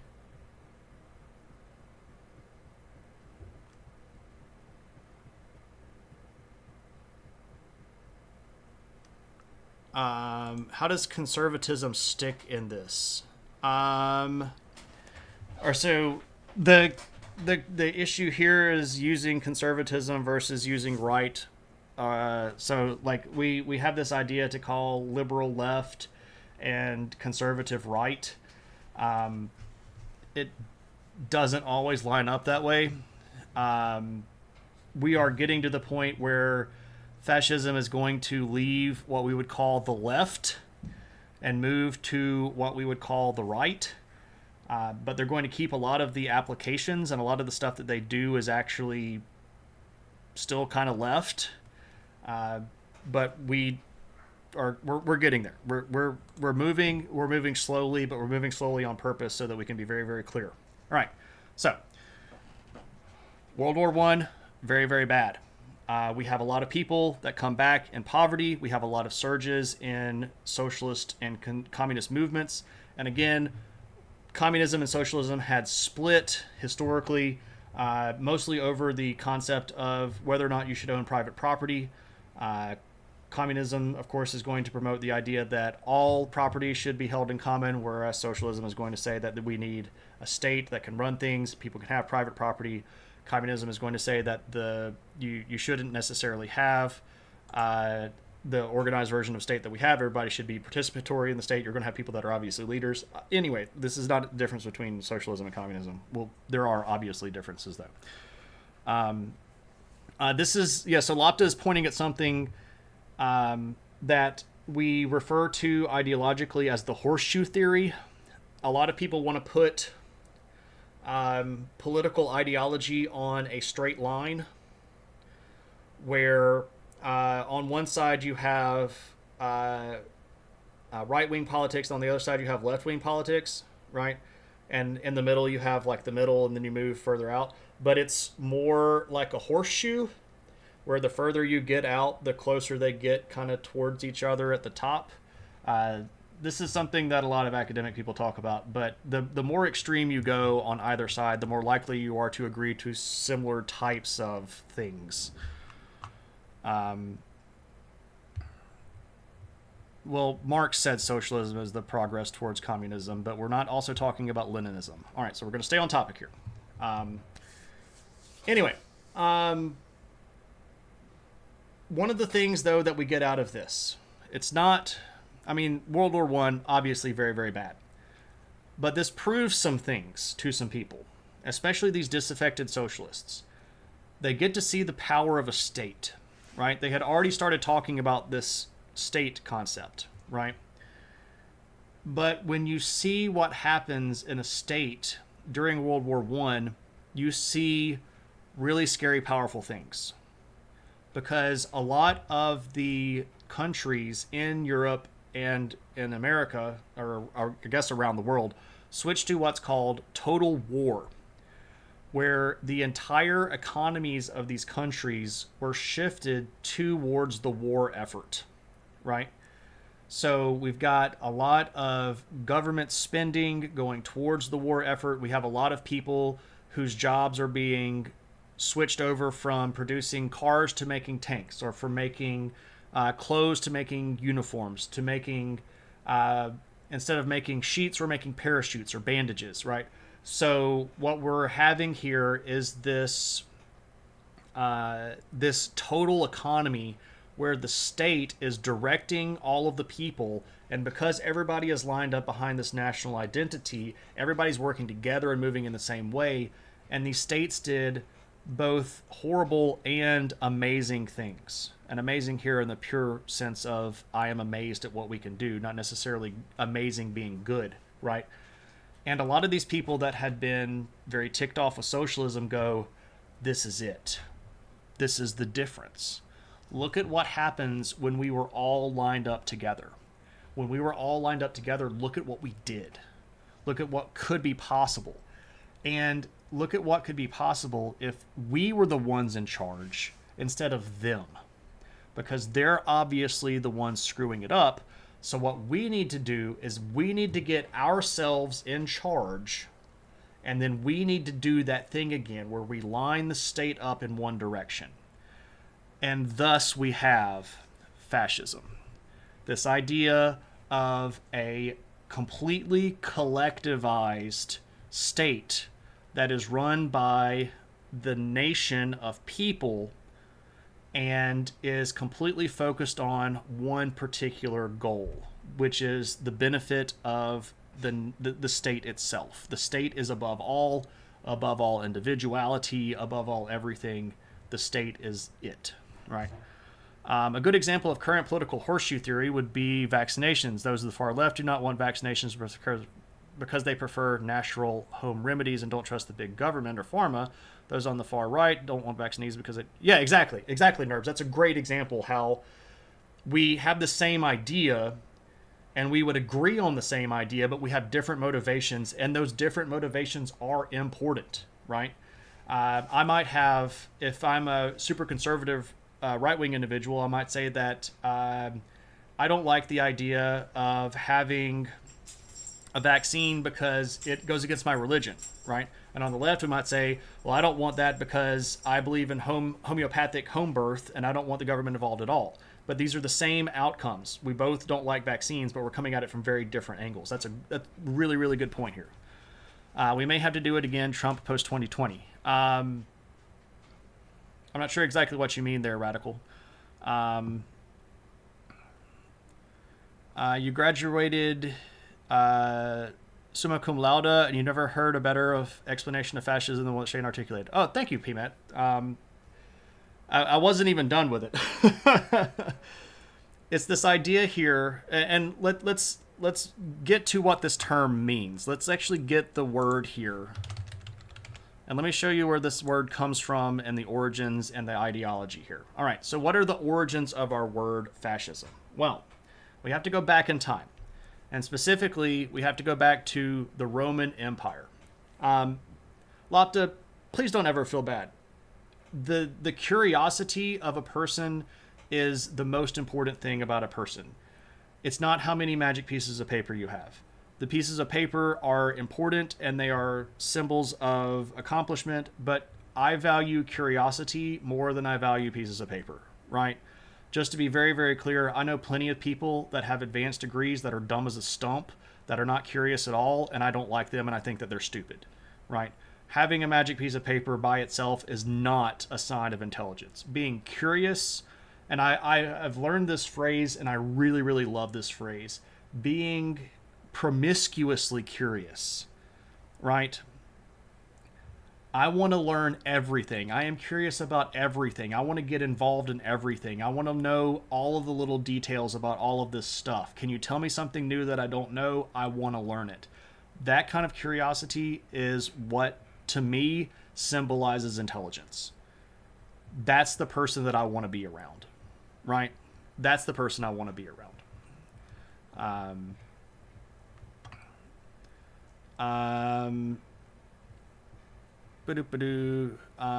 appreciate that, Popa. Much appreciated.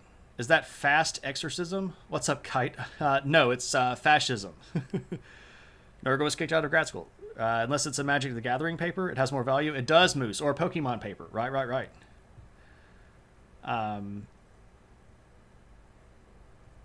Yeah, I mean, no shame, no shame. We love people here, right? We love people. There are a lot of violently stupid and immoral people, for sure. Okay, so fascism. It comes from an old Latin word, which we look at and we say, oh, that's faces, right? But it's actually facies. The CH here makes or the C makes a CH sound. So this is facies. And the facies were a physical symbol. All right. So this goes back to good old fashioned Roman world, right? So if you held the position of imperium in the Roman Empire, specifically if you were a dictator, you were protected by people that were called lictors. And this is lictors, lictors. These people carried with them a symbol of your office. And this symbol was an axe that had a bundle of sticks wrapped around it and tied with a ribbon, right? And this symbol represented your authority, that you were the axe, you had the ability to decide. So Imperium was this power over life and death. You could literally make life and death decisions. You had been given this power either through extraordinary circumstances or through acts of the Senate, but you had the power to make life and death decisions. And you carried these symbols with your bodyguards to show that you were an important figure. But from this, we see this idea here where we have many that are standing together and one that has the power. And we are stronger together than we are apart, right? So, facies originally is, again, Latin, comes from a long time ago in the Roman Republic, Roman Empire. It was the axe that could cut, right? Phalanx is a Greek word and is actually the base of the word where we get the word for our finger bones. Our finger bones are called phalanges because the plural of phalanx is phalange. So our fingers are like little phalanx spears. And now you know where phalanges as finger bones comes from, because I'm a giant nerd and I know way too much stuff, right? No relation to fascia. Yeah, exactly, right? The non-axe sticks were the lictors. So, Lopta, the non-axe sticks were supposed to represent the collective power of the people. And that they had given you that power. And you were supposed to look at this and remember that you had the power from the people, but the people were supposed to look at this and remember that they had given you the power to cut. So it's a dual meaning symbol here, right?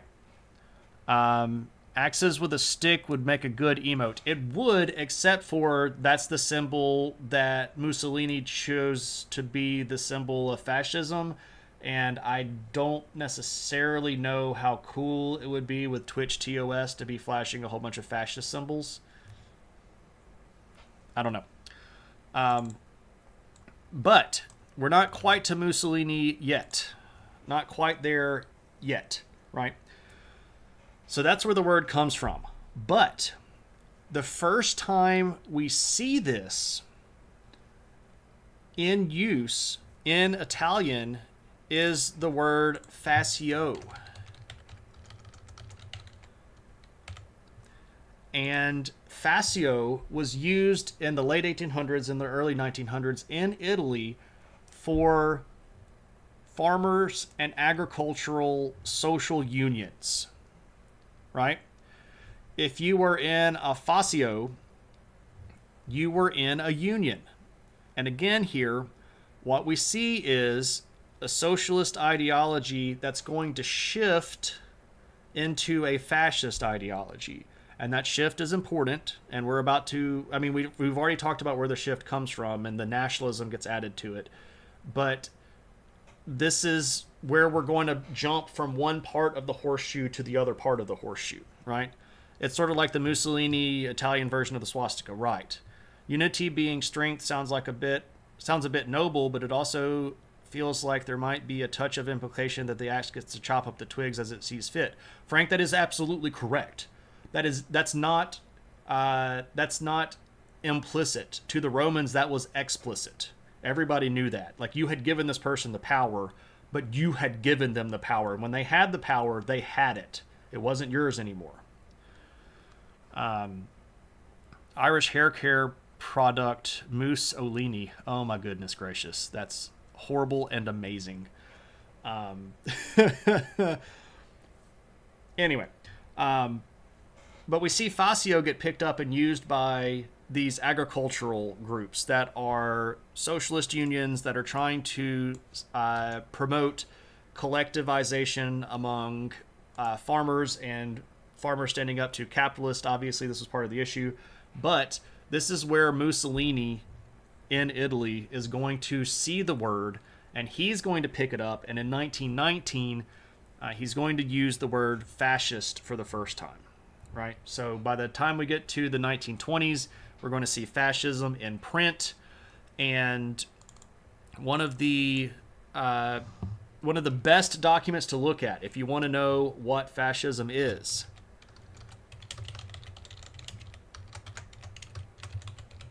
was written by Mussolini himself with the help of another Italian writer. But this is called The Doctrine of Fascism. It is published in 1932. It was actually written a few years earlier, 1927. But this is where you get sort of unfiltered what is fascism. But it's important to know where Mussolini came from. Mussolini was a socialist. And he was an open socialist and an avowed socialist, member of the Socialist Party, had sort of reinvigorated the Socialist Party in Italy, was a very important writer and journalist and interviewer and public figure in the Socialist Party, but again became very disavowed and disassociated with socialism by the end of the first decade of the 1900s. So like by 1910, 1911, he was already thinking about something else. And then when World War I opened, he was on the side of Italy taking action and projecting its power and standing together as a state and participating in these global things. So he's going to jump board over to his new party, which takes, again, a lot of the same ideas that were in socialism, but he puts a different spin on them. And this different spin is what makes fascism different than socialism. But we can't rule out the fact, and we can't ignore the fact that these, what we would call liberal or what we would call left-wing policies, were the originator or the test bed for a lot of fascist ideology. If you look at Hitler, Hitler was in a socialist party before he became a leader of the Nazi party. If you look at other prominent other prominent fascists, we've got some people in England from the room that might know a guy named Oswald Mosley, who was a really important English fascist, was on the cover of Time magazine. He was a Fabian socialist before he moved over to the fascist ideology. Most of these big ideology people started off socialist, got sick of it, recognized that it wasn't doing what they wanted it to do, and then moved to what they saw as a stronger position by changing the motivation behind the actions. Right? Frustrated with its failure or poisoned by delusional grandeur. Succubus, that's a fair question to ask. I don't think that it was unfair of the socialists to want to push for these things, and I don't think it was necessarily deluded. I think they could have accomplished it, and one of the things that we can point out is that over time we have become a more liberal society. The issue is that it takes a long time to change some of this stuff. But if you look at us today, we have more rights than they did back then, right? We are maybe 100 years from, so we're in 2025, we're 100 years from 1925 when Mussolini would have been in charge. But the average citizen in Western countries today has more rights than the average citizen from Italy in 2025 did, or even Italy prior to Mussolini taking over, or Germany prior to Hitler taking over, or England prior to Mosley trying to take over and then failing, right? So the social policies are winning. They're just doing it very slowly, and they're not doing it at the speed that most people are comfortable with. We all want change to happen now because it would benefit us, when sometimes we have to understand that if we can't get change for us now, we should still work as hard as we can so that we can give change to the people after us. And that's where a lot of people get really disaffected and completely disassociate from things like politics and government, is because they don't see it changing within their lifetime, so they just quit when they can't find the hope or the value of working to make a better world for tomorrow, which I sort of have to live off of, right? That's sort of the hopium that I huff every day, is that I'm somehow making the world better for tomorrow. I know that might sound like the most hippie thing that I've ever said. I know that Radical said that he smelled hippies when he came in, so maybe that's the hippie he was sniffing, right? But there you go. I'm changing it where I am, wherever I am. Papa, that's a fair point. We do have the power to affect the world around us. We can absolutely control how we act to other people, how we treat other people, how we think about other people, how we see other people, how we participate with other people. We have a lot of power that we don't think about. Even if you think socialism is more perfect, if you also think that fascism is more effective, you might choose the 50 progress towards the 75% correct over the 10% progress towards perfection. Frank, and that's a good thing to point out as well, because most fascist parties, when they first got started, were fairly small percentages of the population, and they got support from a lot of people, even when those people were actively sort of targeted by them. A really interesting thing that happened, and I think somebody in chat brought this up, maybe it was Sock now, I think it was Sock now, that a lot of people in Italy supported Mussolini privatizing industry because they still got to be in charge of it. That the state was taking their business, but they were still going to be able to be in positions of power and authority, so they kind of welcomed it because they were struggling against capitalists who were eroding their native power base. But if they could throw in with the fascists, they would be, they would kind of swallow that poison pill, because otherwise they would lose their position. A lot of companies in Germany cozied up to Hitler because while Hitler did nationalize a lot of industries, he preferred to super duper regulate companies. He preferred to streamline stuff into like big megacorps that he could directly influence, and he could kill the person in charge of it and then put just one other person in charge of it. But a lot of those people who were capitalists were very openly targeted by the Nazi ideology, but cozied up to him and joined the Nazi party so that they could retain their positions. So a lot of people are going to throw in with the leadership if they see the wind blowing that way, just so that they can keep their social standing. And that's a fair thing to point out as well. Hopium, that'll be the poppies again, indeed. Madison says, you must first enable the government to control the governed, and in the next place, oblige it to control itself. Yeah. You smell the hippie, perhaps so. What's up, Sam? Welcome in. You've been reading The Rise and Fall of the Third Reich, and Hitler consolidated power way faster than Trump is. Do you think that's because we are more liberal now? Absolutely, Sam. Absolutely. 100%. Um, and maybe it was more, that's a fair point as well. Maybe we know what Hitler is and does, and we can say, hey, that's not cool because we've seen people kind of do that before, right? Anyway, so we have fascism now. Let me tell you and let me summarize for you the doctrine of fascism. And if you are interested, I I posted a link. I can't spell, can I? I posted a link to this document, the doctrine of fascism, in the Discord. So if you want to actually go read it in full text, you can. I linked it in the Discord. It's under Stream Chat. So if you wanna give it a gander, I'm about to summarize it and tell you what he said fascism is, which is sort of what everybody's been waiting for. But here we are. Shire's book is excellent, formative for me and my understanding of history. Interesting. I've never read it. Maybe I'll check it out. At the time of its inception, would you say that fascism is more left or right leaning? I don't think that they would. And okay, so now this is going to sound like a cop out, but let me say it and then I'll explain why I said what I said. All right. At the time, I don't think Mussolini would have classified himself as left or as right. And let me explain why. Right? Mussolini thought that he was doing something utterly and completely new. And I mean, like, he literally says, what I'm doing has never been done before. And he thought that he was pioneering new land and uncharted territory.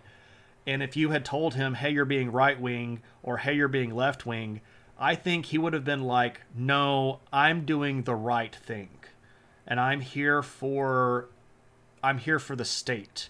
And the state isn't left or right because left and right are divisions and the state should be together. And I know that seems goofy and I know that seems like a cop-out answer, but if we're trying to actually understand where he came from, I don't think he would have said he was left or right. Now, if you're asking my opinion of it, I'm going to say that he was partially left and partially right. And I think that he was very happy with playing the people that were arguing off of each other. And while it's hard to put like a percentage, like, oh, he was 47% left and 53% right, it's probably more left-wing ideology wrapped in right-wing justification, but it's also right-wing authoritarianism trying to masquerade as left-wing liberalism. And neither of those is satisfactory answers because it's not really either or, it's both. Now, obviously, as fascism progresses, he's going to get more right-wing, and Hitler would as well. But whether or not they ever abandon all left-wing policy is not really in question because they never do, right? As horrible right-wing authoritarian as Hitler was, one of the things that dude did was passed rent control, right? So that people didn't get kicked out of their houses, which is a super liberal idea. He limited the amount of money people could return on dividends for their stock in the stock market. So he was literally limiting rich people's ability to get rich. That's a super liberal idea, right? They never abandon all of the liberal concepts that they got when they were socialists. They just lean heavier on other ideas because it gets them more power faster, if that makes any kind of sense, right? Fascism believes in neither left nor right. Yeah, exactly. Yeah. Exactly. That puts it into perspective. I appreciate that. Left or right, it sounds pretty wrong. On that, we can absolutely agree. Okay, so here we go again. Power is the game. Left or right is a tool to obtain that power. For sure.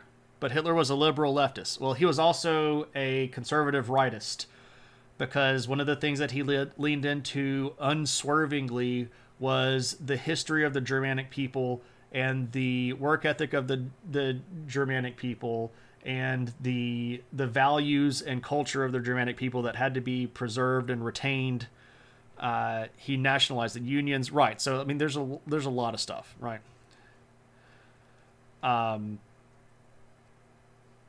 Yeah, Claudio. This is all going to be saved, man. All going to be saved. I thought by throwing up the announcement that I would catch you, and I even waited a little bit before you got here to try to stall for a little bit. But yep, I'll try to. I'll have the VOD done after stream tonight. I don't know when it'll be on YouTube. I'll have to do some finagling. All right. So, what does Mussolini say fascism is? Right. One of the things. What are the descriptions? What are the important things? A few of them. First off, free will is really important. The will of the people, right? The idea that we have agency and that we do things is a big deal. And this agency is what puts us at odds with other people, and specifically at odds with the world, and thus the struggle, right?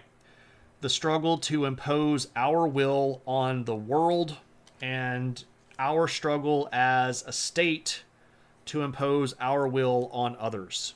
The struggle is very important. This idea of us fighting and constantly moving in opposition to negative forces. Did I hear Aquinas walk in the room? Right? This idea of struggle is a big one. Utopia, or the socialist idea of everybody being happy and living equally, is, according to fascism, not going to happen. It is a sort of a pipe dream. This gets back to the question that was asked earlier of whether or not socialism was delusional. Mussolini would say, and fascists would say, yes, the socialists were delusional. We'll never get there. We're never going to have peace. We're never going to have stability completely. We're going to have to struggle all the time. And this is our collective will and our individual will versus the world, right? I'll give you a direct quote here. Outside of history, man is a non-entity. This is a direct quote from Mussolini here. And the point here is our history matters. And our identity and our national concept of self and our culture and our language matters. And again, this is the binding agent that we're going to use here. Our collective history is what makes us us. And outside of that history, we don't really exist.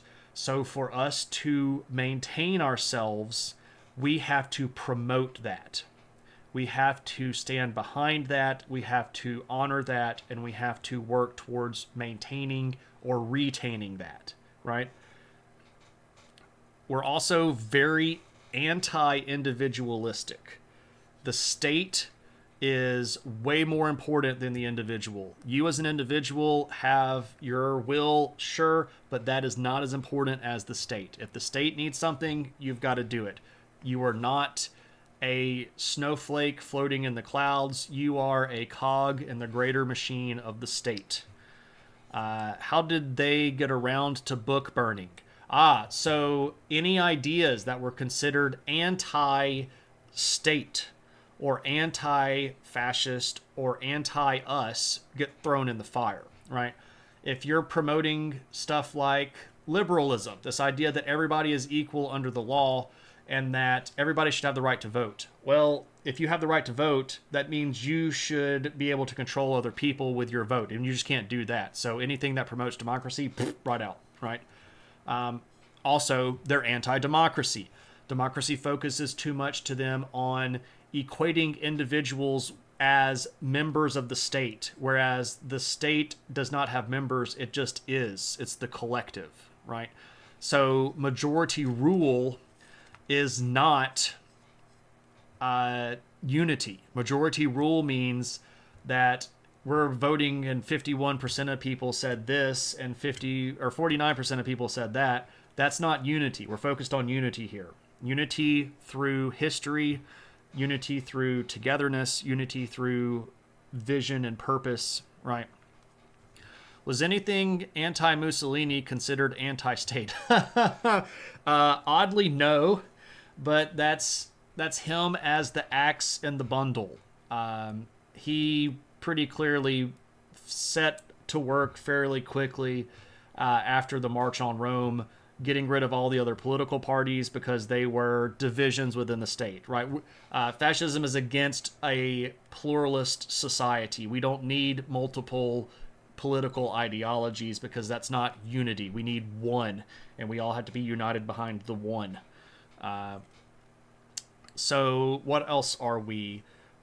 Liberalism is bad. Let me tell you why. Liberalism gets a little bit of benefit from fascists. They say that liberalism existed as a resort to the old version of absolutism. So the old absolutist monarchs, right?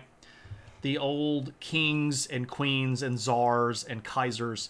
Liberalism defeated those people, but then it went wrong. And it went wrong when it denied the power of the state, right? When it said that people made up the state, not the state was people. And I know that's a very subtle nuance here, but that's the point. Like when you decided that we needed to make the state ensure everybody's equality and everybody's comfort and everybody's freedom, that's putting too much emphasis on the individual. We need to put no emphasis on the individual. We need to put emphasis on the state, right? So we are ejecting liberalism. Socialism also gets a little bit of a benefit here, and they say that socialism really only existed to show people the power of unity, right? If you look at the power of people working together, if you look at the power of large groups standing up to the bad guys, this is the lesson that you learn from socialism. And the fascists would say that's a good lesson, but here's the problem. It focuses too much on classes, right? No socialist is going to tell you that class isn't a problem. No socialist is going to be quiet about class struggles and class differences, and neither is any Marxist, by the way, right? So because they wouldn't shut up about class and because they kept focusing on class too much, they had to be disregarded. We don't listen to them anymore because they're always on about class, and we don't have classes anymore. We just have the state, right? And here we have a really interesting and really important philosophical shift. So there's this guy named Hegel who's a continental philosopher that did a lot of stuff, and he came up with these concepts of nations and states and then nation states and da-da-da-da-da. But Hegel's idea was that if you have a nation of people, a nation is a group of people that have a culture and a language and a history that's shared, that the nation would then band together to make a state. And here's where fascism is going to tweak that a little bit. They're going to say Hegel got it wrong. And it's not the nation that makes the state. It is the desire of the state that creates the nation. That you have a group of people that are unified in ideology that want to create this state, and that is what creates the idea of the nation behind it. So the state comes first, and that is driven by the existence of a unified people moving in one direction with one vision, and from that, people with shared history, shared culture, and shared language are going to find it easier to line up together. So the state and the desire for state comes first, and the nation is winnowed out from the people that share that state vision. But this is also a way that we can then say, if you don't share our state vision, you're not one of us. So because you don't share this vision of this state, we can expel you, or we can kill you, or we can take all of your stuff, or we can do horrible things to you. Because if the state came first, if you don't share the vision for the state, you're not part of the nation. You see how important that is? You see how subtle that difference is, but how valuable that was for people like Hitler and Mussolini to use in terms? Because if we are putting the state first, everything else is secondary. And if you say, I don't like that state, well, then you're not part of the nation. And if you're not part of the nation, you're not one of us. And if you're not one of us, well, then, you're out. How dare you not be one of us? Are you a detractor? Are you a communist? Are you a socialist? Are you a liberal? Are you a Democrat? Out. You don't share our vision. And our vision is the most important thing, right? We've got a lot of cross chat here. Let me try to catch up with anything directed at me. Got to book burning. There's a whole idea that history as the working out of the spirit of a people in the world, coming from Hegel. Yeah. Hegel and Herder. Right. But they took that idea and perverted it, right? But they did that twist on purpose because that's what gets them to their end, right? You were thinking that because you were thinking under that reasoning, they might like history books. They like history books, but they don't like history books written by people that have to what they would call an agenda, right? They don't have their same view of the state. So if I'm writing a history book and I'm tearing down the history of our people, that's probably not going to be very good, even if I'm being honest about it, right? This is also where you start seeing a lot of the conservative part kick in, right? The views of treating history as sacrosanct, that you can't change it once we've decided how we're supposed to think about it or look at it, right? Lots of cross chat. Like the politicians chose their voters. In many ways they did here. In many ways they did. I can see how people with different political backgrounds might be drawn to someone who promises unity and seems to draw ideas from across the board. Lopta, that's exactly right. That's the coalition building here and the projection of strength during weakness. Let's not forget that not too long after World War I, after all of these ideas propagate, we have the Great Depression and the economies of basically every country on Earth that were involved in the globalist trade collapse. And that weakness is then perpetuated across all of these different countries, and they want somebody that's strong that says, I have the answer. We answer through unity. We answer through strength. We answer by standing together. That was a call that many people heard and internalized, right? So that's how a lot of these people got on board with this stuff. Even if they didn't understand what all was being said, they still threw in their hats. You imagine that this was terrifying for people who fell outside of the scope. Exactly. 100%. At what point does this become a radical cult? You'd have to give me a definition of what you would call a radical cult. Radical. There was definitely a cult of personality around all of the fascist leaders. They were built up as the sort of ultimate product of state power. And there was obviously a lot of propaganda that went along with this. All fascist governments have had massive amounts of propaganda that go along with this. But you'd have to give me a little bit more to go on than that. It might be worth emphasizing also the whole idea of reifying... Okay, pause. It might be worth emphasizing also the whole idea of reifying the idea of a state or people and how dangerous that can be. Oh yeah, sure. Because again, Mussolini said that he was doing something new. And this concept that we're not necessarily reinventing something. We are just re-clarifying, or we are shifting the lens a little bit to get a better focus on what we are. And what that's going to do is leave out everybody that doesn't fit that focus, right? And this is how so many people get othered through fascist ideology.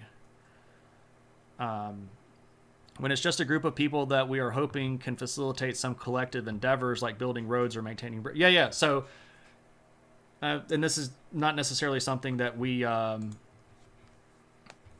that I had planned on, but yeah, I mean, obviously, a lot of these fascist ideologies are going to promote super big public works projects, huge amounts of public investiture, large government spending on all kinds of things. We're building roads, we're building bridges, we're building hospitals, we're building schools.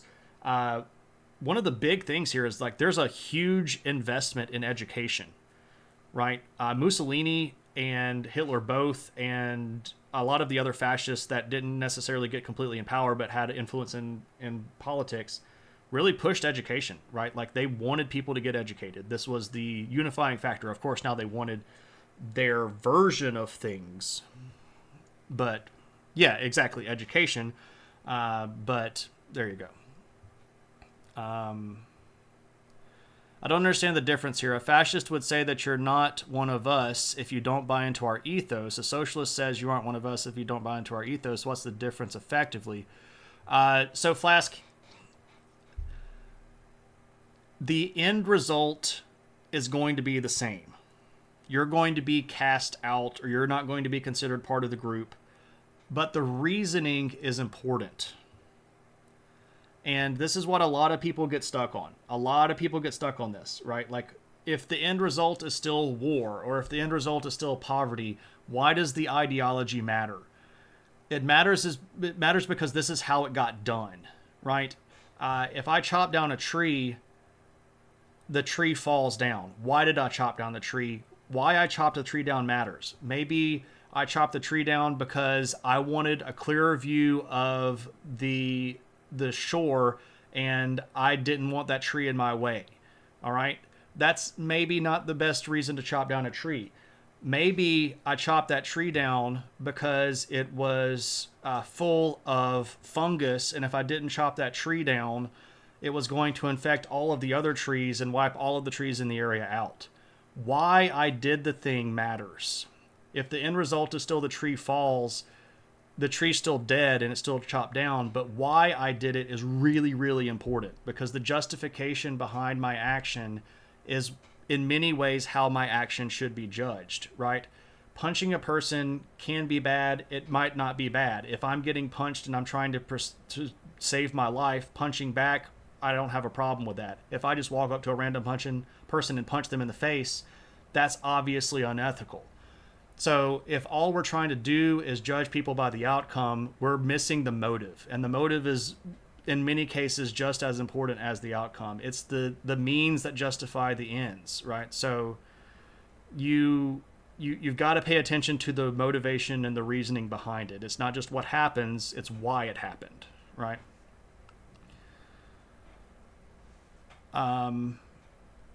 Why you cut the tree down implies very significant things about your future actions. Sure, it also tells you a lot about me as an individual, right? You can use that to expand your understanding of me. All right, a few more things about what we have in the doctrine of fascism that describes fascism. A couple more things. First off, they are very much anti-pacifist. This probably goes without saying after we just talked about how much struggle is involved in this. But the idea of making peace is not really in their handbook. You make peace only when you get your way, and otherwise you are perfectly willing to do the fighting stuff. And peace can't happen completely anyway. So yeah, peace was never an option, right? You're also anti-globalist. You don't like the idea that countries are collectively involved with each other. You don't really like the idea of international governing bodies, and you don't really like the idea of lots of international trade because the state should be self-reliant, right? The tree example is very simplistic, though. In reality, motivations are often complex. Sure, Flask, but the metaphor wasn't trying to make a simple to complex thing. It was just trying to show that motivations matter, right? we're not evaluating the effectiveness as the metaphor for one-on-one. It's an object lesson to explain the lesson that I'm trying to teach here. Obviously, here there's a lot of nuanced positioning, but I said that from like the very beginning. Like I was very open at the beginning. There's a whole bunch of stuff here that is just like really, really obviously difficult to understand and very, very nuanced, right? So if I ever tried to make it come across like fascism was easy to explain, I definitely did not mean to do that. Obviously, here I've streamed for about 2 hours about it. Right. Okay, so that's where fascism started and how it developed and what it believes. So if we ask ourselves, what is fascism? Now, hopefully, we can give a better answer for that. We have a centralized state that is the end goal of everything, that is highly regimented, that is highly, highly systematized, that has very strict ideology about what is and what isn't acceptable, that is going to collectivize when needed, or going to exacerbate problems by violence when needed, or going to cause trouble because it's part of struggle when needed. Fascism is a really tough thing to get around. Got it. Shane is anti-fascist and pro-trees. Pretty much. Now you understand why fascism is cool to fascists. Sure, because it gives them all the answers that they want, right? Yeah, so is this going to be a 2 or a 3-parter? Negative. So the purpose of the stream was, what is fascism? Where did it come from?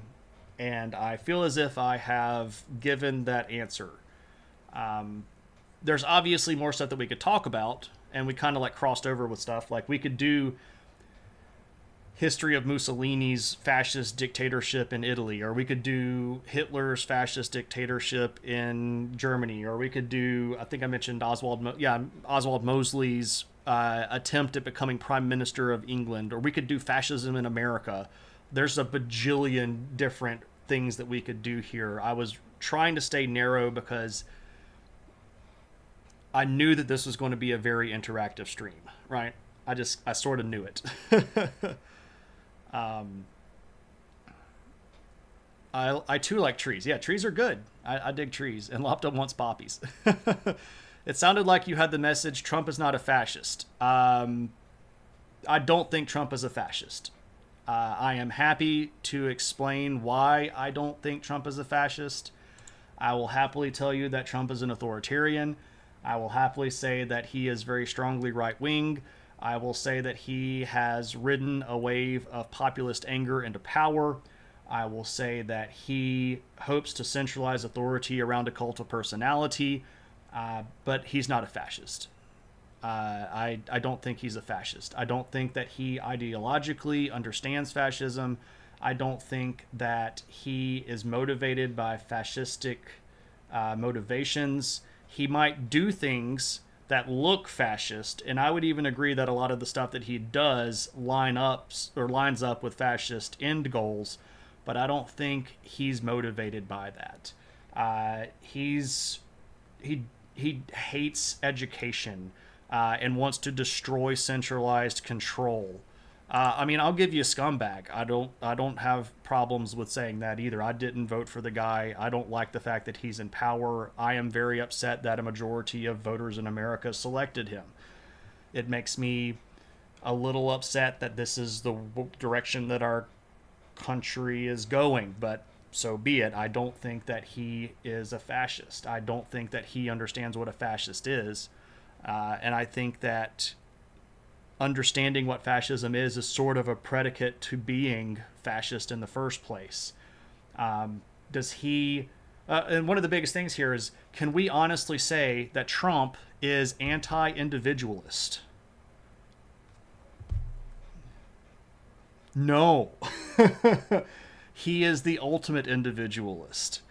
He doesn't care about the collective. He just cares about him and his group. He has no motivation to make things better for the state. He just has motivation to make things better for him. Now, does he say things that like push fascist viewpoints? Sure. I mean, obviously, he's othering pretty much anybody that's an immigrant in America. But when he was, he's not doing this as a purely racial thing. I mean, has he said racist stuff, and do I think he's ultimately racist? Sure. But he's not using that as a tool where every fascist does, right? Every fascist that's ever gained any level of political power has been openly anti-Semitic and openly well, sort of collectivized religion. No fascist would be friends like he is, finger quote, friends with the Israelis, right? So I don't think he's a fascist. We can say many, many rude things about him and many, many accurate things about him that are derogatory. I don't think he's a fascist. And I think calling him a fascist is, again, just sort of a social mechanism where we go, holy crap, this guy's horrible. What's the most horrible word that I can think of that has something to do with some of the stuff that he's doing? And we find fascism, because it does overlap a little bit, but it's not the same. And I think that's what's really important here. Didn't Italian fascism fall apart when Mussolini was out of the picture? Doesn't that show that despite all the rhetoric, fascism is just dictatorship with a manifesto? Italian fascism is... It fell out of power, but it did not go away. There are still Italian fascists. There's still an Italian fascist party. I'm pretty sure. Maybe it was outlawed and they just changed their name and now they're like crypto fascists. And crypto here meaning hidden, not crypto meaning like cryptocurrency. But there are still fascists in Italy. Yeah. Do I think the U.S. will survive Trump? Yes. Seems like people around him, Stephen Miller, Steve Bannon, maybe it's just a Steve thing. Do I think that they like fascists? Sure. But I don't think they like fascists because of the fascism. I think they like fascists because fascists gained power. And I think that they look at people like Putin, who's also not a fascist, but they look at people like Hitler and they look at people like Mussolini and they go, holy crap, look at how much power those guys had. That's the kind of power that I want. They don't look at those guys and go, let me learn from their ideology. Let me adopt their positions politically. Let me appropriate their words and remix them in my own way. They just go, I want that same kind of power. Right? That's what they're doing there. I don't think that they have any cognizant fascist thought. I just think they want power. And I think that they're trying to get power through whatever means necessary. And because of the fact that they have tapped into right-wing anger at left policies, they are using that as a populist fuel for their demagogic rise to power. So, maybe Trump is not a fascist, but perhaps other people who are... I mean, there might be people around him that are actively fascist. Maybe so. Definitely a psychopath. I don't even know if I would call him a psychopath. I do think that he understands other people's emotions. I don't think that he cares very much. I would probably call that like an extreme version of narcissism, but I don't think he's a psychopath. I think with Trump's, it's fair to say that he's pretty much only motivated his own ego. Yeah, pretty much. That's pretty straight open, right? Sure, he's definitely open. He's openly anti-trans, for sure, 100%. What about neo-fascists? What do you mean, what about neo-fascists? Like, do they exist? Sure they do. But I don't think that they really understand a lot of the stuff that they say either. I think a lot of like neo movements, like neo-Nazis, are really just like neo-Nazis in America. I really think that they're just racists, and they started off as racists, and then they found somebody who was a very successful racist in Hitler, and then adopted the Nazi banner because they want a hero that they can idolize, and they want a figure that they can say achieved great things, because racism in America doesn't have those heroes very much, especially even though like we've tried to build this cult of personality around like Confederate war generals and stuff like that. Those people lost, right? They lost the war, so they don't really hold up very much to scrutiny. So what you do is you go find somebody that won and went out on his own terms, and you say, that's the person that I want to be like. And I don't even really think that most neo-Nazis really understand Nazism, and I don't think that most of them have any real interest in fascist policy. They just really like the idea that they can be racist and give an excuse for it other than, I just don't like people that are black, or I don't like people that are Jewish. I really honestly think that's where most of the neo-fascists in America come from. Never attribute to malice what you can attribute to ignorance. It's interesting that these days these guys seem to be offended more by calling them fascists than Nazis. Sure. How do I claim power and rule this country? Noger, when you hit philosophy roulette number 6,900, you will officially win the title of dictator of the country.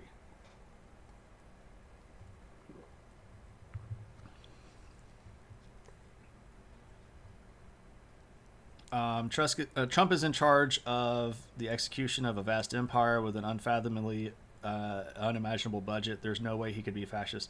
Well, I mean, we can also look at what he's been doing since he took over.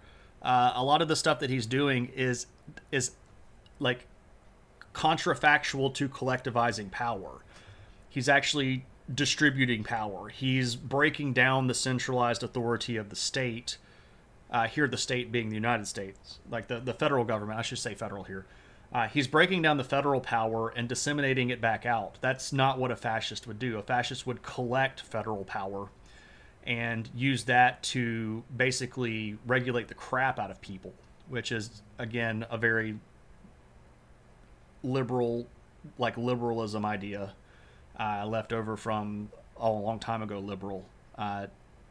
It would be used in a conservative way, though, to ensure that their side won and to preserve what they would call traditional values. So this is, again, like liberal policy in a conservative way. But Trump's not doing any of that. He's just breaking stuff. And the reason he's breaking stuff is that he wants fewer people watching him, and he wants fewer people watching his friends, because fewer people watching means he can get away with more stuff. That's literally the motivation behind all of this. It's not a fascist goal. It's an attempt at having less oversight. You find it a bit frustrating how much stuff he does that overlaps with fascism. I do too. It bothers me that people yell fascism when we could be more accurate about what's going on. I agree. That's literally why this episode was a great idea. And I really appreciate it. Become king, yeah. Some back and forth. Trump simply ran to stay out of jail. Interesting. Maybe. I don't think he was ever going to go to jail anyway, though. Rox, I don't know if I said hello to you. I know that you came in as a first-time chatter a minute ago. But welcome in. Thanks for participating. He may have run partially motivated by the power to stay, but he got the Supreme Court decision that effectively exonerated him from all prosecution while he was president prior to running, I think. So, like, maybe that was part of it. I don't know. I think he just wants to still be in power, right? I think that he just wants to be the one making the shots. Power is the end. Exactly. Power is definitely the end. It won't change without a fight, Flask. I agree.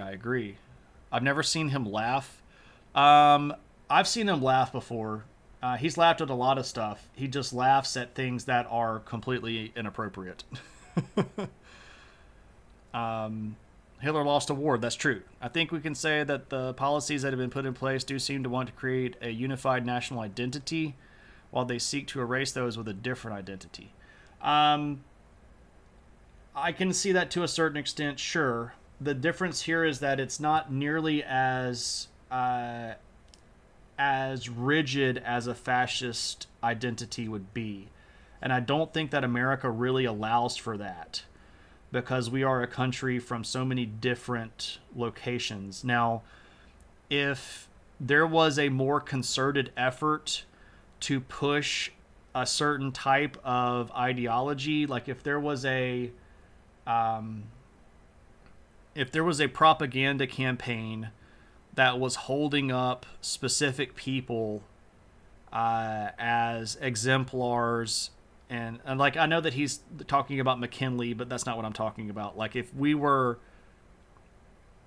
spending way more time talking about George Washington and Thomas Jefferson and John Adams and John Jay and Patrick Henry and William Henry, like all those old, like original OG founding fathers, and we were trying to make them into idealized exemplars of what it meant to be an American, and then say that if we aren't matching that, then we're not supposed to be here, maybe.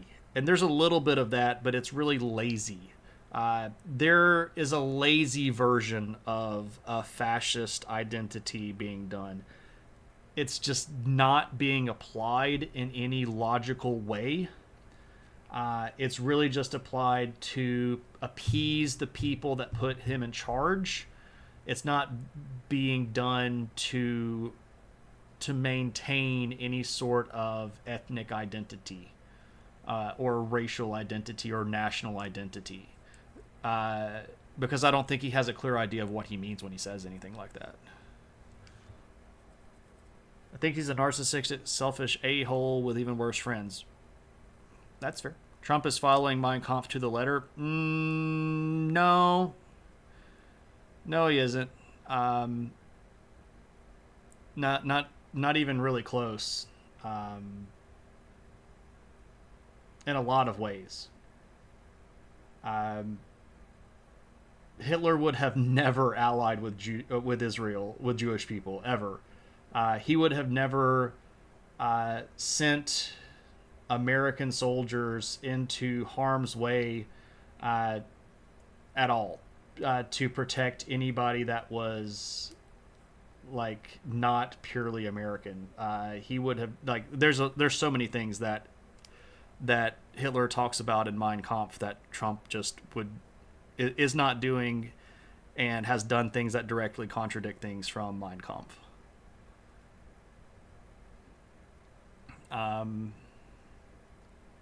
Devolution, perhaps. I don't know exactly where we're at, Radical Static.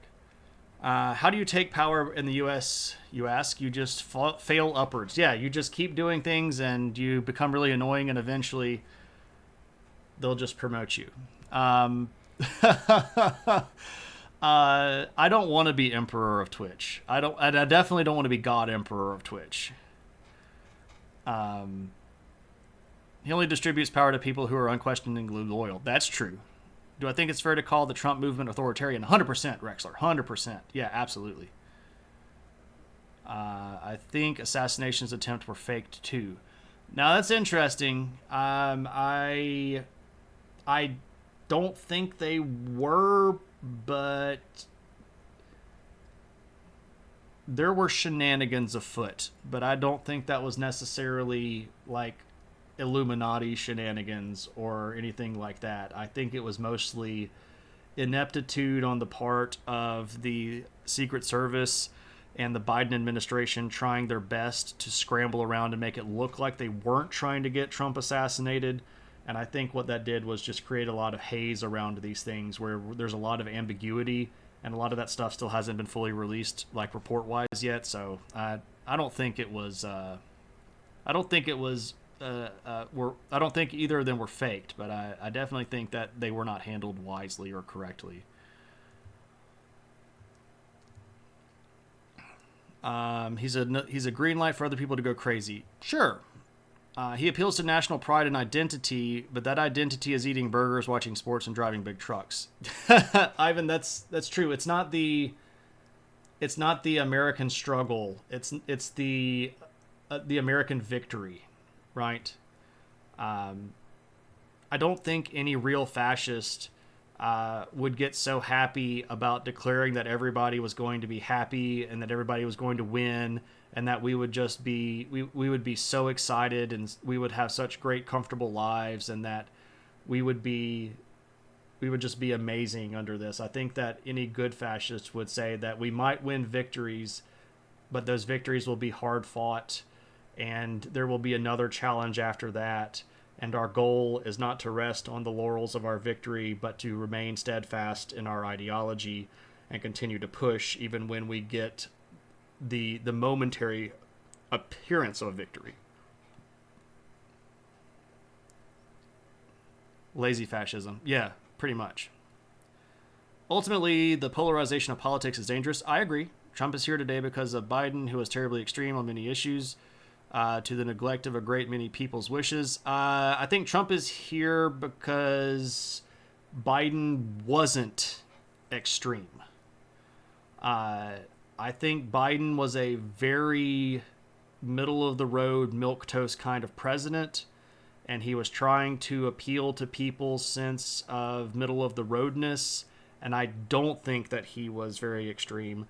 I think if he had been more liberal and more actively liberal, Kamala Harris would have been elected. I don't think that Biden was extreme. Very few things that Biden did would qualify as what I would call extreme. Yoon is officially removed from office. That's, man, South Korea was about to blow up. Politics used to just be about infrastructure and foreign policy and economics, not who gets to live as their authentic self and who doesn't. That's fair. That's fair. It used to be more about like who was actually going to make better decisions and run the country better, right?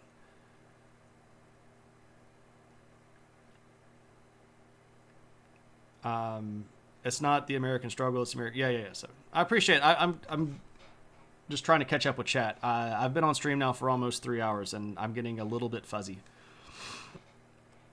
Fascism seems to invest heavily in aesthetics. Yes. Yes, there's been a lot of like the unified appearance and the grand architectural achievements.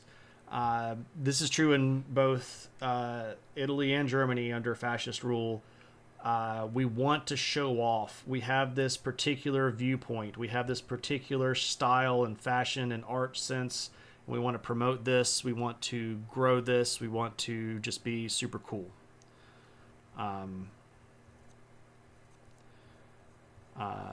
Okay, so I have caught up. Goodness gracious. Wow, 45 viewers. That's a lot. Oh, poppies. Let's do poppies real quick. Hitler had a pet architect.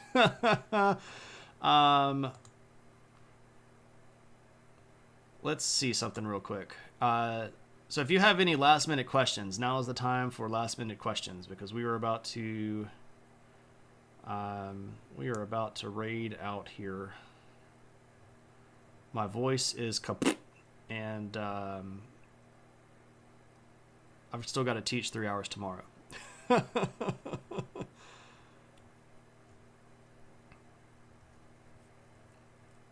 That's fair, Flask. I mean, we can still be homies and disagree on things. Yeah. I mean, I'm open to admitting that I'm wrong if you can prove that I'm wrong. I don't think that I am, but obviously I don't know everything, right? So I think some things that he did were liberal, but I think a lot of stuff that he did was like pretty milquetoast and like liberal light. A lot of the stuff that he did appeared more liberal than it actually was because he was just so bad at signaling and so bad at communication. A